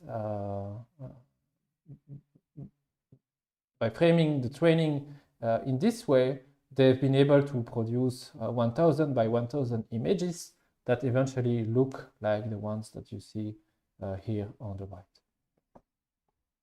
You see that they are of very high quality. They produce images of people, but to be honest, you can also clearly see or spot wrong things about these faces. The most obvious one is, of course, the background. And that's actually something which has become one of the really key features if you want to identify deepfakes, is to look at the background. And if the background is something blurry like this, it's very likely that this is actually a deepfake. But you also see very similarly as the images of the bedrooms, there are small issues with the symmetries. For example, if you look at the two eyes of this guy, they are asymmetric, and this is not natural at all. The same for this lady at the top.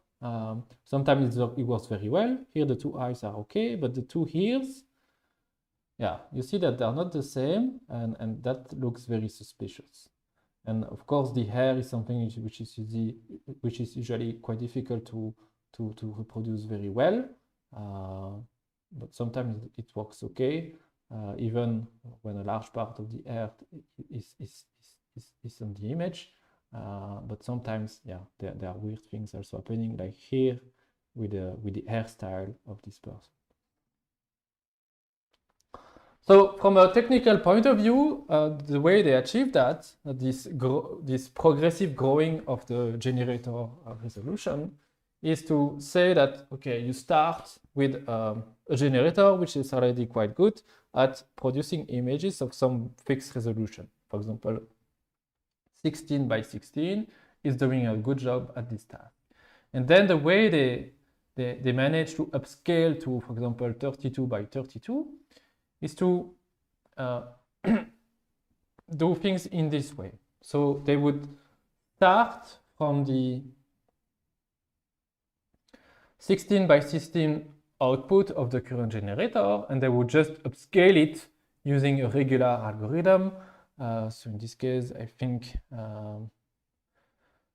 to double the resolution, they use, for example, nearest neighbor filtering, and that would produce in a very deterministic and classical fashion an upscaled version of the 16 by 16 output.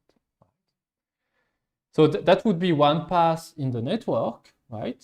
And then, of course, they would also add, they want to add new layers, right? So they would also have another pass that you see here on the left, that would then be responsible for, that would have learnable component inside.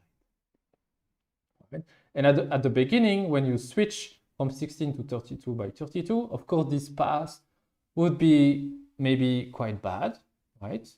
But the way they basically schedule the learning is to say that the final output of that new generator is a weighted mean between simply the deterministically and non-learnable upscaling of the 16 by 16, so the direct pass, and this is weighted by a factor alpha, and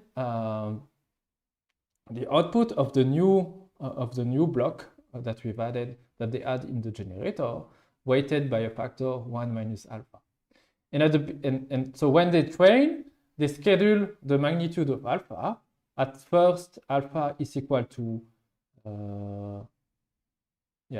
what I said is just the opposite. So the deterministic and upscaling happens here by the 2 times in the 2 times gray box, and then this output is this one, right? That you obtain directly from that algorithm, and then you learn this part in the middle. Right? So, and what you do is that you start with a value of alpha which is first close to 0, meaning that the output will be almost identical to just the upscaled non-learnable pass, this one on the left, right? And you would progressively increase the magnitude, so the value of alpha towards 1, right? And that would basically schedule the learning to progressively improve with respect to the upscaled version. If you just do everything at once, it will be too bad at the very beginning, and you will basically have destroyed what you've learned before. But if you do things progressively in this way, then they show that it works quite well, right? And you do the same, but in the opposite direction when it comes to the discriminator, which now would have to ingest images of higher resolutions. You would do it in this way, but now by downscaling and then having a similar scheduling between downscaled and the output of the new layer that they would add to the discriminator network. And so these are a few samples that you obtain with this architecture.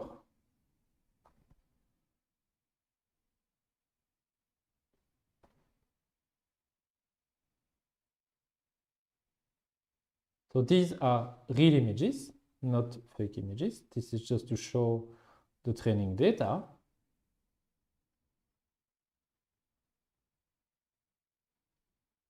And you see that there is quite a wide variety of faces, human faces. And these are now generated images produced by their generator.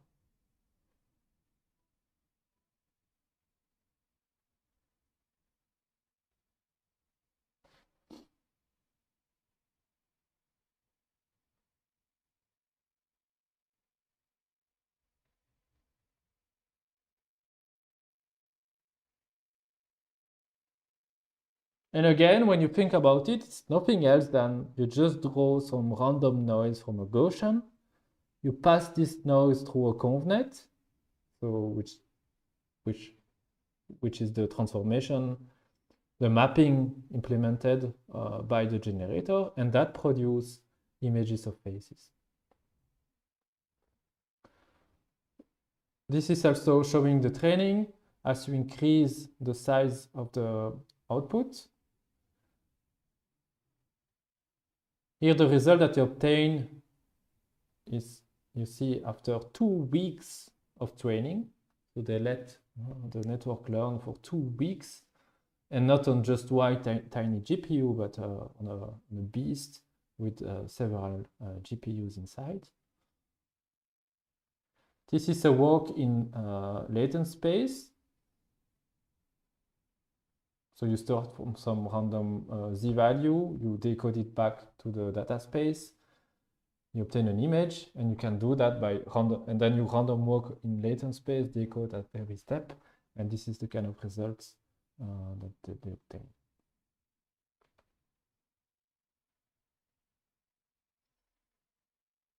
They do that, of course, for other kind of images, like you had this data set of churches, bedrooms. Where are the bedrooms? Let me find them. I'm not sure if that's included.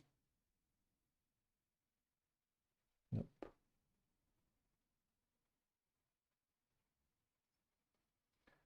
Here, so this is another data set, the Elson data set, if I'm not mistaken, in which the variety of the images is much larger than the variety of images of faces.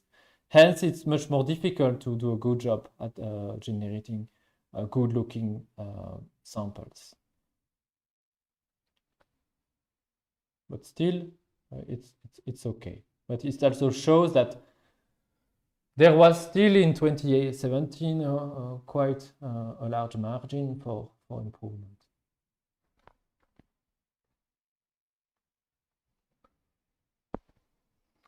Then, so there were not only one paper, of course, trying to improve GANs. There were actually dozens, even hundreds.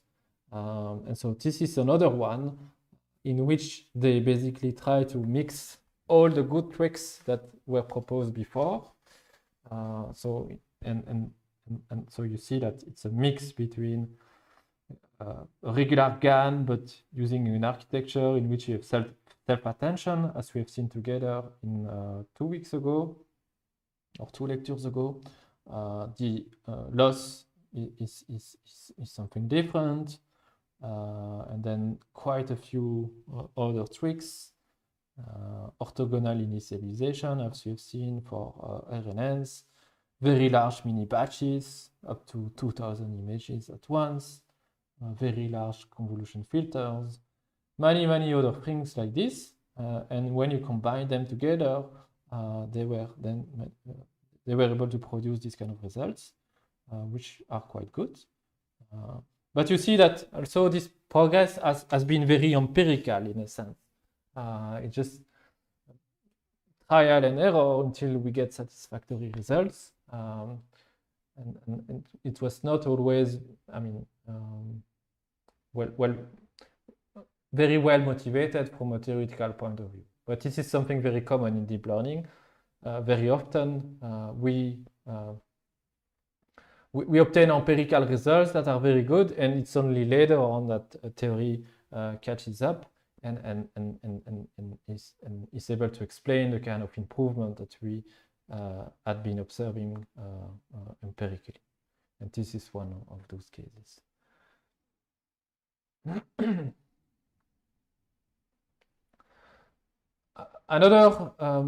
A next architecture is the one of style GAN by the same authors at least the same first author as the architecture of progressive GANs, so still by NVIDIA. And I think this one is quite neat because it's not trying to mix everything together and hope to get something good. It's really just a few well-picked a few well-motivated design decisions, and from those only you will see they get quite good results. So they start from the progressive GANs baseline. They switch to a loss which is non-saturating, meaning they don't use the cross entropy or something like this. And that is to avoid vanishing gradients. They use the R1 regularization penalty that we've seen before the break, and with just a few other tricks, they will get good results. What is also important is in this architecture is the way they architecture the generator. And there, they are architecturing the generator by enforcing some inductive biases that they think are quite important. So if you look at traditional generator networks, what is done is that it takes a whole latent vector Z, and then from this whole thing at once, the whole vector at once is pushed towards a feed-forward architecture that should produce from this latent vector both the global structure of the output, but also all the tiny details that are maybe less important at the very first step of the generation, but still that should be specified in this latent vector. Right? So this is the traditional, that has been the traditional way of architecturing the generator network. What they do instead in style GAN is to say that, okay, on purpose, I will basically split the latent vector into subparts, and I will not inject all this part at once at the very beginning of the network, but I will inject part at the beginning, then afterwards, later on, after maybe, for example, a few blocks or a few layers, and then another segment of the latent vector at a few layers deeper, and so on and so on. And that basically will put some kind of hierarchy in these parts, segments of the latent variable. Right? And implicitly, that means it will enforce some of the latent variables to encode for global structure of the phase, for example, and while some others, maybe those that are injected at the very end of the network, will be responsible maybe for tiny details, like, I don't know, like the color or the brightness of the phase, or maybe some very small and subtle details like this, right? And so what they do is that you see a synthesis network, which is made of several blocks, made of a bunch of convolutions. And what you see is that they have these arrows that are injected at a few places with what they call style. So the style is basically what they call the parts of this latent vector, right? And they will inject these styles at different places, and they will also inject different sources of noise at other places in the network, right? And so this is then the kind of results that they obtain, right? And you will and you see already that okay, they are able to basically segment the Z vector into different kind of styles, from coarse styles that capture the global structure of the head, or the fact that it's a female or a male or something like this. Then you would have middle styles that maybe capture the way the hair is the color of the hair, or other factor of variations like this, and then maybe finer details about the shades, the brightness of all the parts that make a face.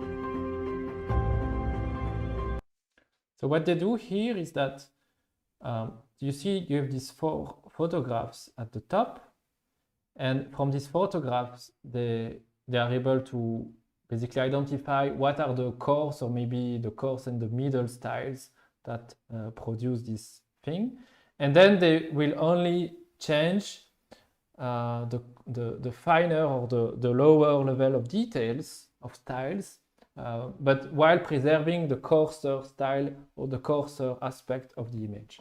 And so this would be the source, and then you want, for example, to apply the finer level of styles of this target image, right? And so when you combine this guy with the finer details of this one, you would obtain this new face, and the same for this girl, but applied with the finer level of details of this guy, you will obtain this lady, this child, and so on.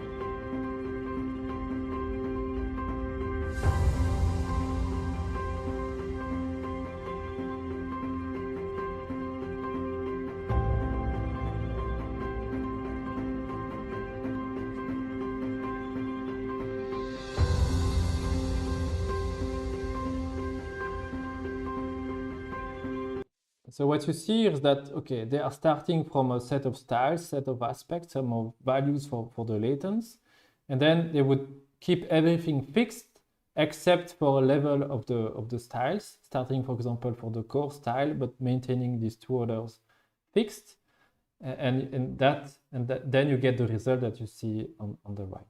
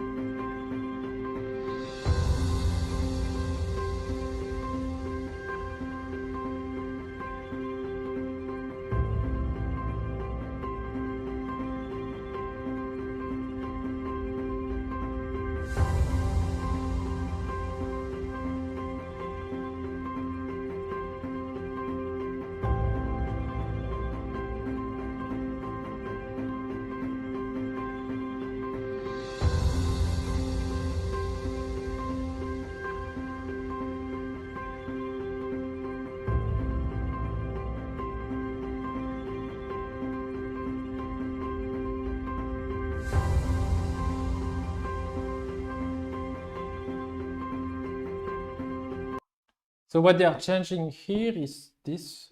Let me show you in the diagram. is this part, they are just showing off what happens when you control the magnitude of the noise, right? For some styles that are fixed, right? So that means for a fixed set of styles, fixed set of values of the latents, there would be another set of random variables that are just pure noise. And when you resample value of this noise, you would maintain the overall, the same, that really look like the same person, except that maybe you would have some irrelevant variations, for example, of the hair and things like this, as was shown in the video.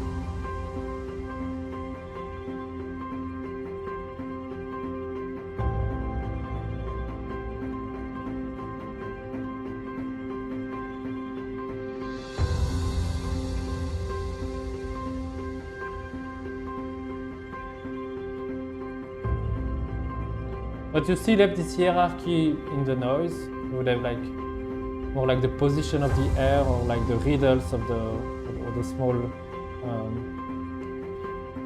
what do you call that?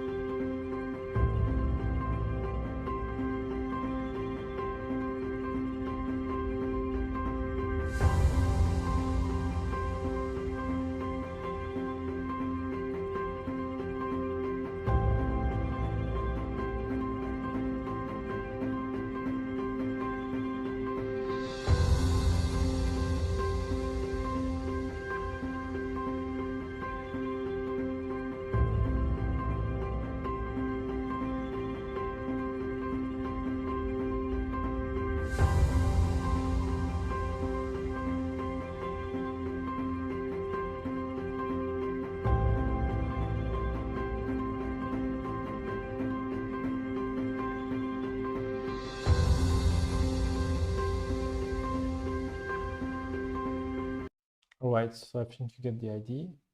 So this is, in my opinion, quite an impressive result that we had 2 years ago in the research community. And actually, this architecture is so good. I mean, the generator is so good that it's very easy to actually to identify value of the latents to reproduce almost any target image of someone. And so this is a picture of myself from a few years ago, and I've tried to just optimize for z values that would reproduce the same picture. And this is another picture of Damien Ernst.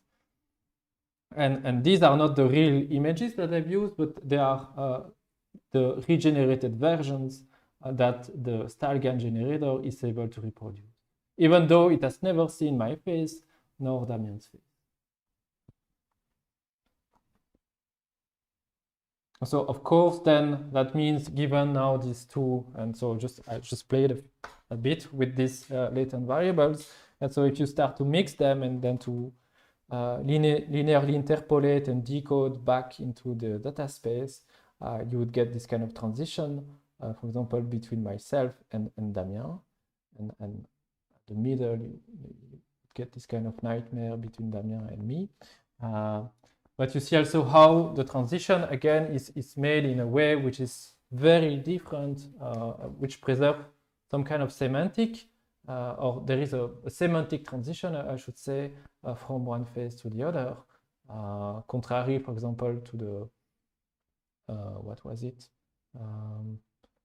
If you remember from last week, when you transition from using PCA, for example, you would get this kind of blurry and disappearing effect. This is something you don't get as well. You don't get, of course, with the kind of generator which is learning GANs.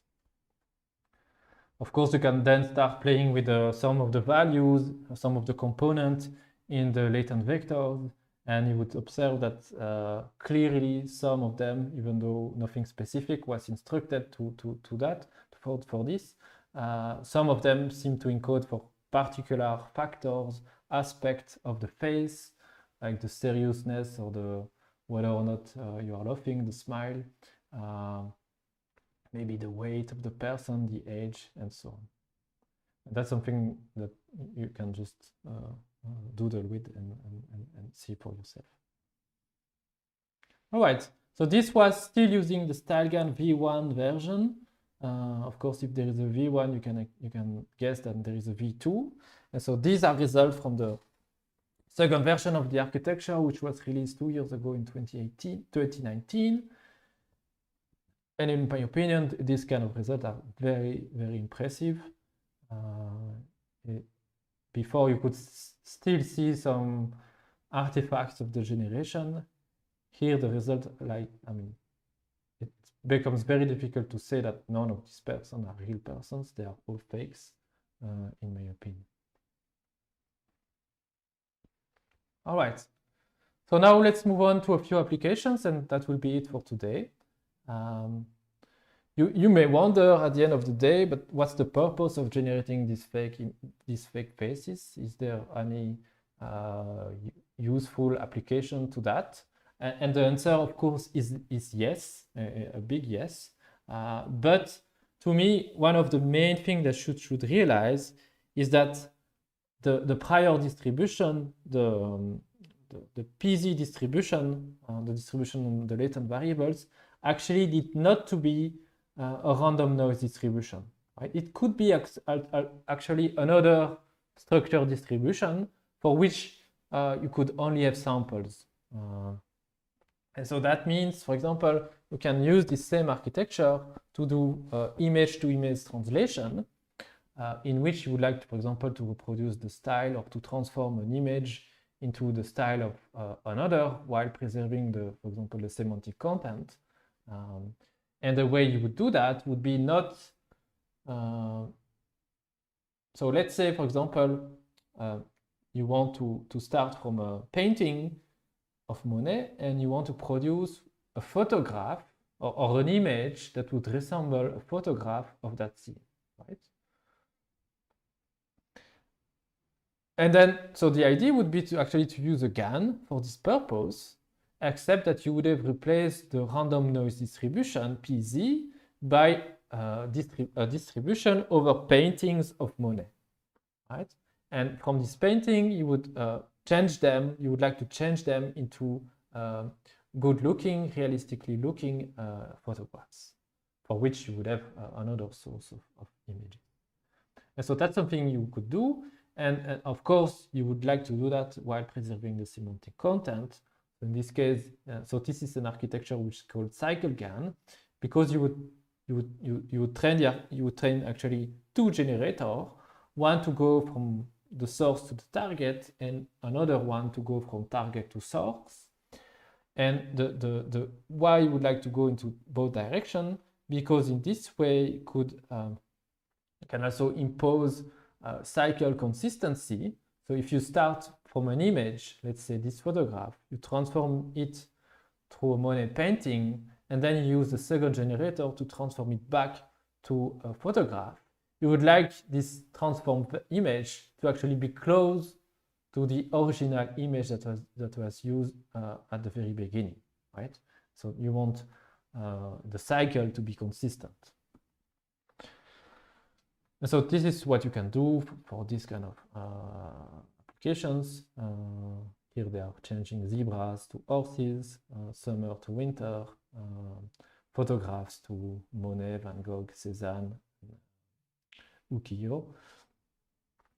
So this is something, of course, which is still not very useful, but you would find applications of this, for example, on mobile applications. Every time you can apply filters, it may be very likely that, I mean, that depends, of course, on the application, but and it's not the only way to do that, but that the filters are implemented using some kind of neural networks like this one. Another application, and this time useful application, is, for example, when you want to train some kind of agents that would have to behave in the real world, like, for example, a self-driving car that you would like, and you would like it to drive in a real environment, of course. But as it is training, maybe, I mean, but maybe you would not want that self-driving car to learn to drive in the real world. Maybe it would be safer for the car to learn to drive in a simulated environment, right? And so, but with the idea that eventually that same car will not have to drive in the simulated, but in the real environment. And so an application of that same technology is to use this kind of generator to take an image, for example, from a simulated environment and to transform it into an image of a real scene. And then you would learn now in your simulator, but in a simulator which would have been transformed in a sense into a more realistic looking kind of simulator. Rendering photorealistic images using a standard graphics pipeline is complex. What if we could render images with a generative network instead, starting with high-level labels that are much easier to create and edit? We present a generative adversarial framework for synthesizing 2K photorealistic images. To show the advantage of this approach, we provide an interactive interface for users to quickly edit objects in the scene. Let's try out our tools. We can select different colors for the car, or choose diverse textures for the road. We can also remove objects by replacing the existing labels with different ones. For example, replacing the trees with buildings, or cars with roads. Moreover, we can add new objects to the scene, like inserting a new car at a particular location with a desired object size. So here it goes from Finally, a segmentation we can just map, on the one that you map see to create above, novel scenes, like to adding more trees an into image the of a scene, Note that these a shapes, realistically colors, and looking textures image are of completely that learned scene. from the models without having any human intervention or handcrafted filters. Maybe the street view is a little boring. Let's do some portrait and what editing. they do then afterwards, Finally, we use the model trained on cityscapes to synthesize images from labels generated by Grand Theft Auto. The so they take images from a video game, Grand Theft Auto 5, and they transform them into this illustrates the cross-dataset more realistically generalization of our looking method. images, and this is the kind of results that then they obtain. We achieve these results by using a course-defined generator, multi-scale discriminators, and a robust adversarial objective. Our generator consists of a global generator and a local enhancer. The global generator takes a downsampled label generate photorealistic high-res. And so, from a technical point of view, what they are doing is that so now this is combining several of the things we have seen so far in today's lecture, but also in previous lectures. They would have a course to a generator, which is architecture with a it's some kind of UNet architecture where you would have an encoder and a decoder that would downscale and then upscale the input to produce the output with key connections in between the layers. And then that whole thing would be trained in an adversarial fashion using this kind of scheme where you want to distinguish between the discriminator would have to distinguish between real and synthesized. And in this case, they are trying to do things in a robust fashion. So they would also do that at several scales so the whole using the high resolution images of the at the output of generator, but also downsized version of that in order to capture both the global and the finer details in the generation. All right. Then, so this is one application so that's quite useful already because this would enable more realistic simulations, which then would enable maybe the training of agents that would be closer and closer to reality.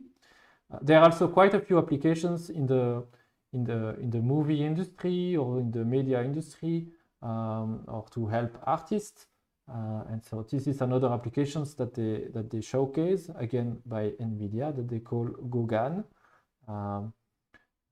let the video run. Let's try and darken that up a bit with some cloud. Oh, that's wonderful. What if we were to change all that to rock? Okay, let's click on rock and we can replace the mountain. Let's try waterfall just by pulling water down from the top there. Okay. Wouldn't it be great if everybody could be an artist? If we could take our ideas and turn them into compelling images? This technology allows us to create a smart paintbrush so that if you wanted to create a new picture, you can just draw the shapes of the objects that you want, and the neural network can then fill in all the details.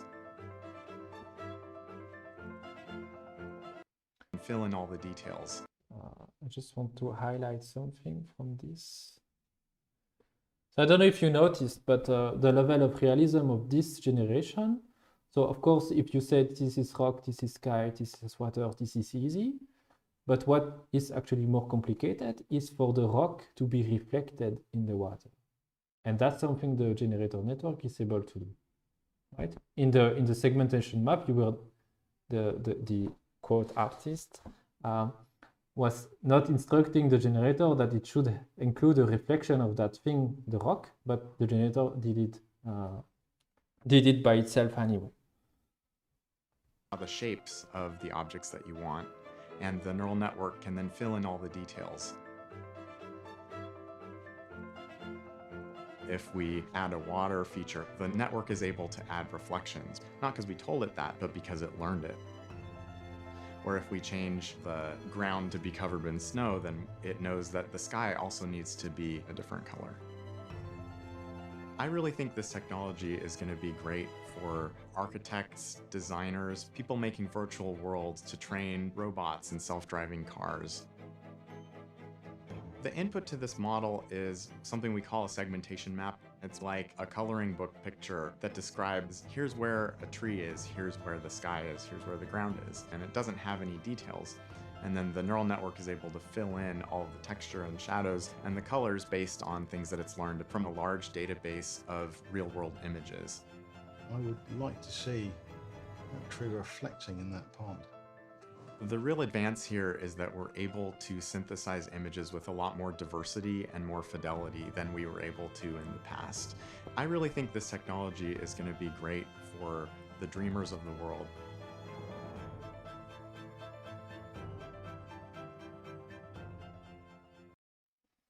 Okay. So this is, I think, a nice application. Another one, which is also can be quite useful in the movie industries, but also can have some bad applications, is this one, in which they are basically able to synthesize portraits, faces, given a target image of someone, and a pose, so like the landmarks, how you would like the face to be generated. Like you would like the two eyes to be at this position in the image, you would like the head to be pointing in towards that direction, and the nose in this way, the mouth should be maybe open, and so on and so on. And so this is, for example, this is a technology actually which was first designed to be used for example, lip syncing. So when you want to produce translations of TV shows or movies from English to another language, of course you would have actors, for example, French actors, saying in French the new version of the dialogue in French rather than in English. But so that's usually how it has been done traditionally. But maybe to make the translation even more realistic, we'd like to synchronize the lips of in the movies with respect to the new speech in the new language, right? So it might be that in French, the position of the, and it is like this, the position of the mouse will be different, and if you just if you do not do any lip syncing, you may lose in terms of realism. So this is a technology which was first used for this purpose. We would like basically to resync, to repurpose, to regenerate lips. But of course, it can have other applications, good and bad. And so here, what they do is that they have a generator which does not take, again, this is also another instance of this thing that the generator does not have necessarily to take as input just random noise. It can take structured data like these landmarks. And then you want the generator to produce a synthesized version of these landmarks while targeting some person, some target image, right?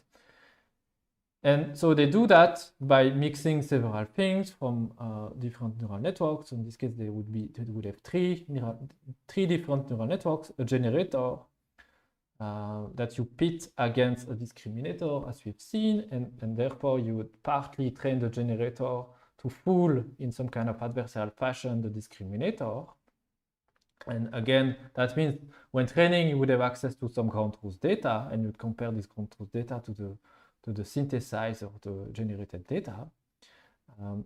And then there is a third network which is meant to capture the style of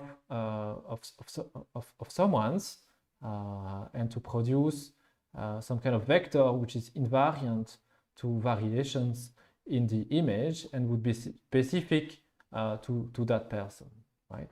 And in this way, if you combine these landmarks with this basically style of someone, then that should produce the correct synthesized version of that someone using these landmarks. So this is something that they do, and they show it works very well. And it works so well that, okay, when you train this embedder network, usually you do that from several frames of someone. If you increase the number of frames, the better, because you will be capturing more and more the style of that person.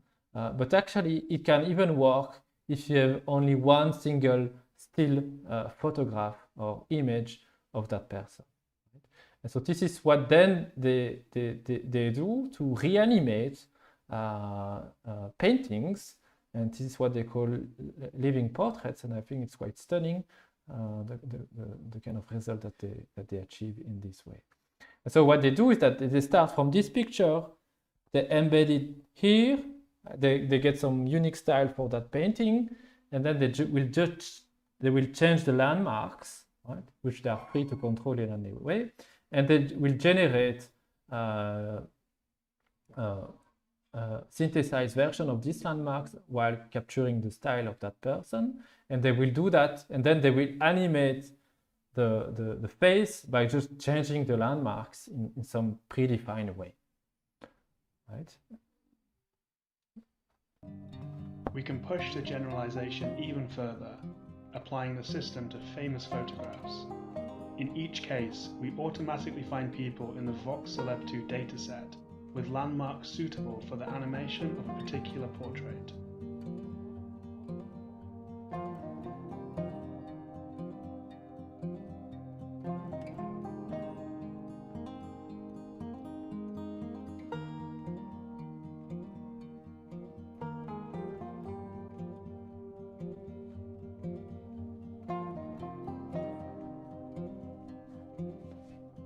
With a certain degree of success, we can even apply the model to paintings, despite the large domain gap between paintings and YouTube videos.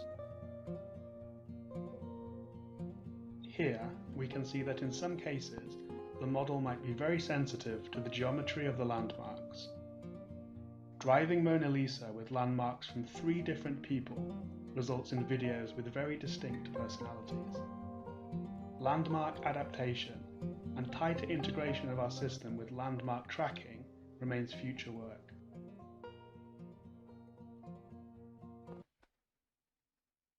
So of course, I mean, this is nice, but at the same time, I guess that now you can also realize that this is why producing deepfakes has become something which is more and more easy to do, I would not say that it's something that you can do by the click of a button to produce a deepfake of someone, but as this technology becomes more and more user friendly, and as they improve, that's something that will happen more and more. But okay. Another thing that you can do using adversarial losses is and that's another also instance of this this thing that you don't need the prior distribution PZ to just be random noise, is to do image captioning, in which what you want to do is to take an image as an input. This would be samples from PZ. And then what you want to produce as output is a sentence, a description, a caption of that image. And that, again, is something that you can do with a similar architecture. And so these are a few results from a few years ago, 2017, and a few results, captions that have been generated automatically by a generator network conditioned on all of those images. And you see that usually it's quite okay. For example, 2 men dressed in costume and holding tennis rackets. Okay, maybe they are not costumes, so this is a mistake, but it's not saying that there is a giraffe in the middle of this photograph. A laptop and a desktop computer sit on a desk. That's a correct description. Picture of a computer on the desk. Yeah, that's okay. You can do, of course, the opposite. So instead of going from images to text, you would like to go from text. You start from a description, and then you would like the generator to produce an image of that description. So this is something here which is based on the StackGAN version 2 architecture, but conditioned now on the text. And they are using that to produce quite good-looking samples. You see that the architecture, the whole picture is maybe quite complicated, but at the end of the day, you have a generator on one side, you have a discriminator which is used at different resolutions. So that's why you have different boxes, each of them corresponding to some chosen resolution of the images, so 64 by 64, 128 by 128, and 256 by 256. And then you come and plug in these intermediate inputs that you can get directly from the architecture of the generator, and then you enforce all of these resolutions to be good and coherent.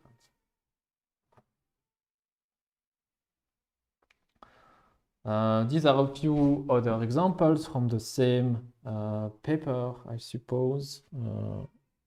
StackGAN V1. And in comparison to a few older approaches.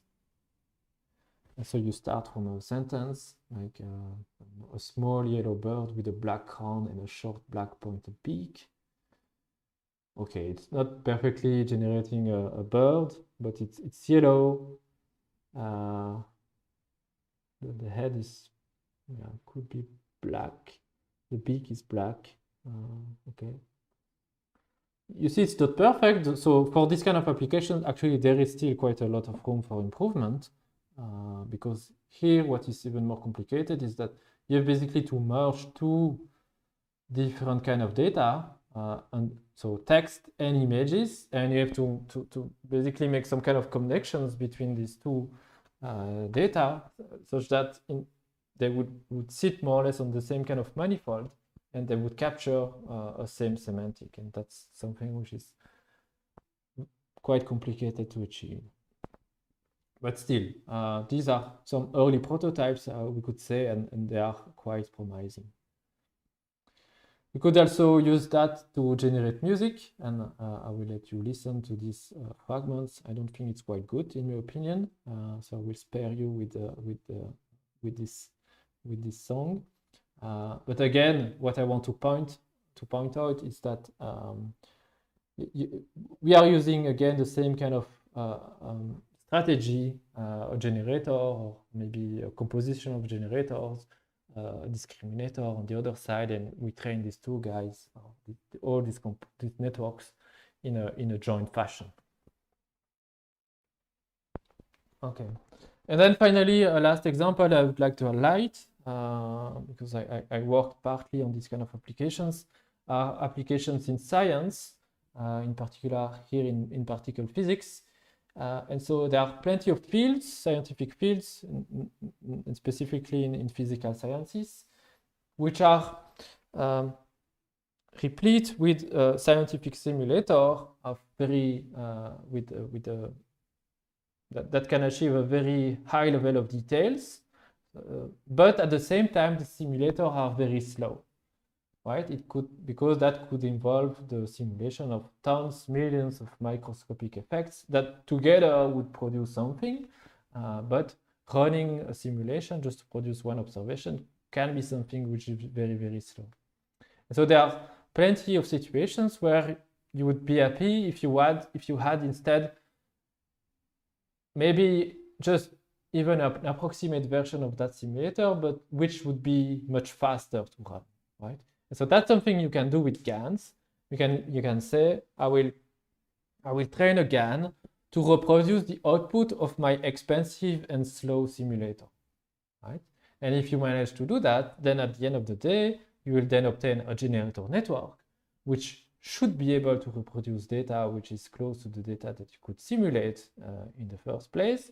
But since G, the generator, is a neural network, now this proxy, this surrogate of the simulator, is very fast at the same time, because you can generate data in batch that can run on GPUs, and you could maybe generate thousands of outputs in less than a second.